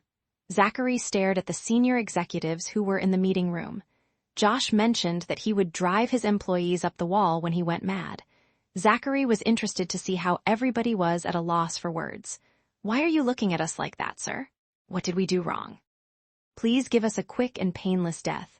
At least tell us what we did. Callum followed Josh out and caught up to him to ask, What's up with Zach, Josh? Josh stopped in his tracks and turned around before whispering a question. Do you have Serenity's mobile number? Yes, I do. Hurry up and call her. Tell her to come here no matter what. Zachary's crazy jealous right now. This meeting is called at the last minute. Your cousin is going to bite people's heads off for any uncompleted projects. He's in a foul mood and taking it out on us. The only one who can save us is your cousin's wife. I believe you won't want to relive those hellish days again. You're Mr. York's cousin, you ca. Refute him if he gets on your back, and you still have to face him at home. Callum replied hesitantly, Zachary and his wife were fine during the weekend, though. They were all lovey-dovey last night, too. What changed overnight? Zachary's love rival confessed his feelings to his wife. Of all people, your cousin saw the whole thing and now he's jealous. You might as well get him cans of green paint. Callum whipped out his phone. Teal call Serenity now. For professional and personal reasons, Callum hoped there was no conflict between Zachary and Serenity. I can't believe Zachary had his routine disrupted because of Serenity. Having found Serenity's number, Callum immediately reached her but got the automated response that she was on call. He helplessly hung up and told Josh Serenity's line is busy. Josh's eyes lit up. Never mind then. Let's get back to the meeting room.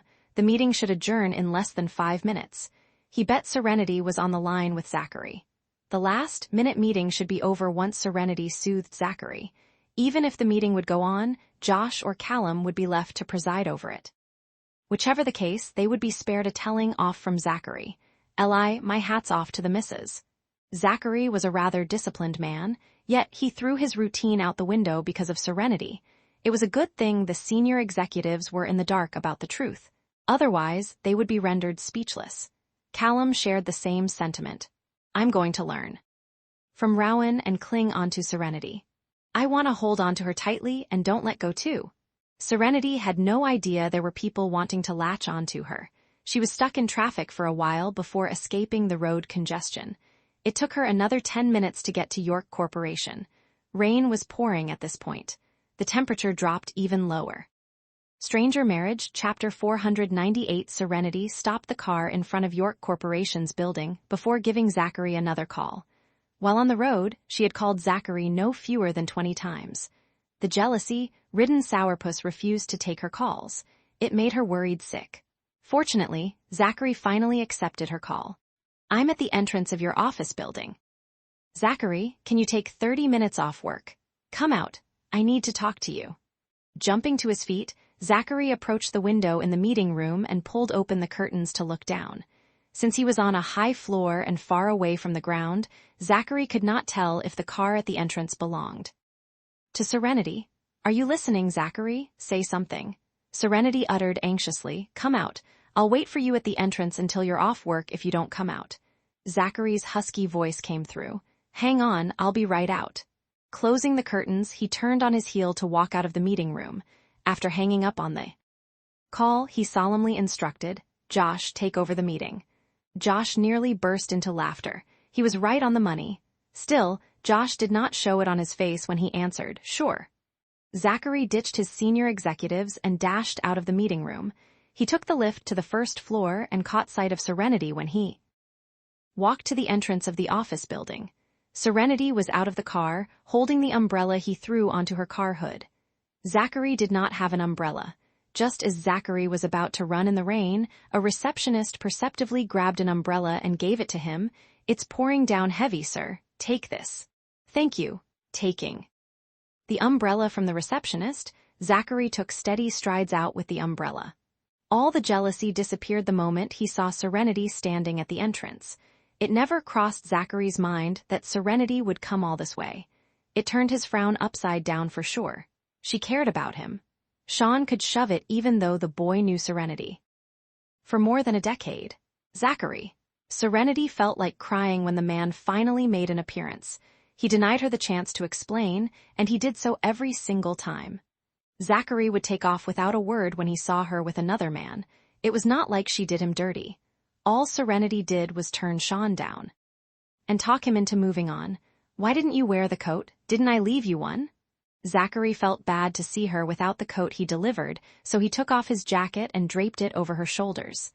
"The coat is in the car. Don't take yours off. You only have a shirt underneath. It's getting colder because of the long downpour." Serenity handed the jacket back to him.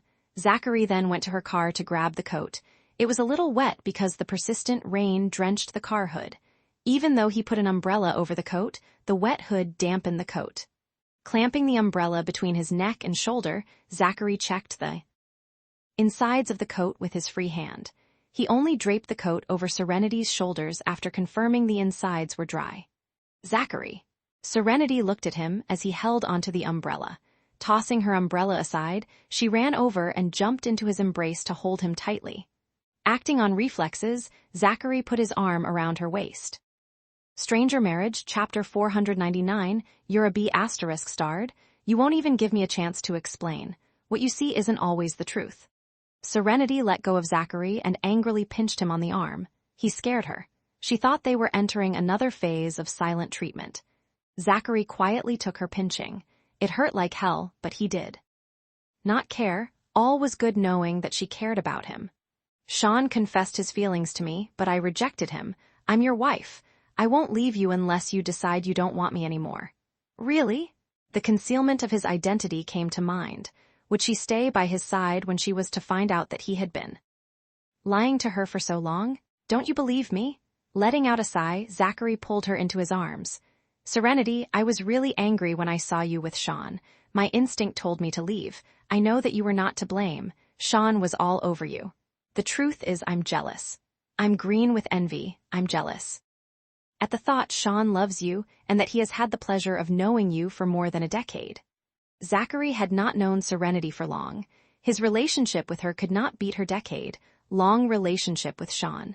Sean got to know her and fell in love with her sooner than Zachary could. Zachary fell far behind Sean in every single way. "Sean and Elle, I told you before that he's a younger brother to me. I don't like him that way.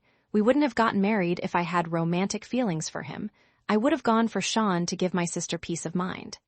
Despite knowing that Serenity was telling the truth, Zachary could not get over his bitterness. Basically, Serenity was saying that Zachary stood no chance if she was into Sean. Zachary could buzz off to wherever he came from. Are you still jealous? Lifting her chin, Serenity stared at his grimacing face. Amused, she pinched his face. Has any talent scout cast you to be an actor? You make the perfect Grinch without makeup. Zachary took her by the hand and replied gruffly, I am. Didn't you say you don't know what jealousy was? I had to give you a dictionary for that. Zachary was at a loss for words. Since he had nothing, he might as well lower his head and seal those luscious lips. It did not slip Serenity's mind that they were in front of his office building. Although it was working hours, there were still people coming in and out of the place. She let him give her a quick peck before pushing him away. Serenity uttered softly, Trust me, Zachary, I won't do anything to betray you while we're still lawfully married. I trust you. Zachary did not take his hands away from her as they walked to her car. He pulled open the door. Get inside. It's chilly outside. It was snowy in Meadspring while the temperature had only begun to drop in Wiltspoon. After Serenity was stuffed into the backseat, Zachary followed suit. With the door closed, Zachary pinned her down to the seat and towered over her to lock tongues. It took several kisses to diminish most of Zachary's jealousy. Don't meet with Sean ever again, Zachary demanded. I know you don't love him, but it doesn't change the fact that he's in love with you. God knows what he'll do to you since he can't have you. I'll beat him up if he gets handsy. Gu Lingfei, Married at First Sight. Stranger Marriage, Chapter 500. Although you can kickbox, you should stay away from him.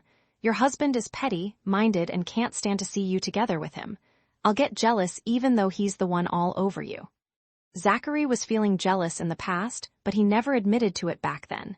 It would not matter to Zachary who Serenity was with if he did not care.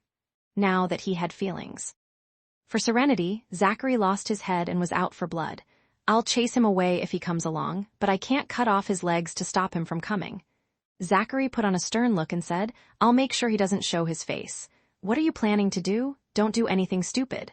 Zachary pinched her cheek. Don't worry, I won't do anything stupid now that I have you. He wanted to spend the rest of his days with her. Zachary had made plans to end partnerships with the Lows and even steal from them some projects that were in talks. The Lows would know the Yorks were putting the heat on them. Zachary would be waiting for Mr. Lowe to come and ask him the reason for doing so. Serenity could not stop Sean, but who was to say his parents could not stop him? Don't go too hard on him for Jasmine's sake. With Jasmine's name coming into the picture, Zachary subtly asked, why didn't Miss Sock stop Sean? Was Jasmine on her cousin's side regarding this? Jas has a fever. She's at the hospital. She wasn't at the shop. The realization then hit Serenity. She said amusedly, Don't tell me you were suspecting Jas for helping Sean to pester me. She's not that type of a person. She hopes Sean could move on more than anyone else. As her best friend, Jasmine had the best understanding of the person Serenity was. Jasmine knew that Serenity did not love Sean romantically, and that would not change no matter what Sean did. Sean's fixation on Serenity would only get him hurt. Jasmine was Sean's cousin. Feeling sorry for her cousin, Jasmine could only persuade Sean to get over his feelings. Sean could only get his life back when he let go of his obsession with Serenity. That was why anyone but Jasmine would take Sean's side. I was wrong about Miss Socks, so she's not well. Zachary must inform Josh later so the latter could have an excuse to contact Jasmine. Yeah, she has a high fever. It could be the sudden change of weather. She picked fashion over comfort and caught a cold. In return, Serenity had always seen her best friend in a dress during winter. Although the dresses were made of warmer materials, Serenity believed winter clothes were more appropriate for the season. Serenity often teased her best friend for choosing style over comfort. The girls had different preferences when it came to winter clothing. Serenity wished she could wear a duvet out when the weather was chilly. Give me your phone, Zachary. What's the matter? Serenity put her hand out, demanding his phone. I want to see if I'm still on your contact list. Did you delete my number? With that history of yours, I need to check your phone. You can forget, Ray, adding my number if you wipe out my contact again. She had a temper too. Zachary compliantly handed out his phone. He unlocked the phone and tapped on the message icon for her convenience. To examine. It's easy to delete a number but difficult to add it back. It was a hard lesson to learn. I won't make the same mistake again. While adding back her number the last time, Serenity mentioned that they would be through if they deleted each other's numbers again. With her number still on his contact list, Serenity's mind was put at ease. Nevertheless, it upset her that he did not respond to a single message despite her blowing up his phone with multiple text messages. Shoving his phone back into his hand, she opened the door and uttered, "All right now.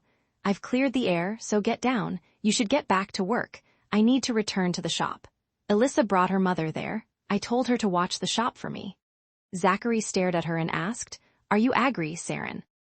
Stranger Marriage, Chapter 511, Gu Lingfei 501 Liberty said, "It's none of your business where I got these, Hank. If I showed your boss all the commissions you've been taking, do you think you can still be a manager at Waltham Electronics?" Serenity reminded Liberty not to show Hank the evidence but to scare him verbally. Liberty knew Hank well enough and felt that Hank would not feel threatened if there was no evidence. So, she made a copy of the evidence that Zachary's friend had collected. Even if Hank tore it up, she could still make a lot of copies. With such evidence, Hank was willing to give in and discuss the divorce terms with Liberty just so he could keep his job. Liberty had no idea that Zachary had instructed Josh to suppress Waltham Electronics, and what awaited Hank and Jessica was an employee termination letter. Hank's expression was extremely distressed as he stared at Liberty. Liberty used to work at Waltham Electronics as a finance director. At that time, she was more capable than Hank, and he could not admit that he was under a lot of pressure. He felt he was inferior to Liberty, and his self-esteem took a hit, so he proposed to her. They had known each other for more than 10 years and dated for several years, so Liberty thought that they had a solid relationship. Liberty was also ready to marry Hank. Thus, when Hank proposed, she happily agreed and prepared for their wedding. Hank and his family agreed to all the conditions she requested. Hank treated her better than before and became more considerate of her. Finally, he managed to persuade Liberty to resign after marriage so she could stay home and prepare for pregnancy. After getting Liberty pregnant, Hank looked forward to the arrival of their child. He was no longer pressured at the company without Liberty working there as a strong contender. Gradually, he got the boss's appreciation, a promotion, and a salary increment. That was how Hank got to his managerial position. On the other hand, after Liberty became a wife and a mother, she only cared about their small home and child. She gradually lost touch with her former colleagues and society. While she was breastfeeding, Liberty ate more for her son's sake and gained weight because of Hank had successfully rewritten Liberty's future, so she could only live by being dependent on him. To be honest, Hank did not plan to divorce Liberty yet. He planned to wait until Sonny started kindergarten before he divorced Liberty.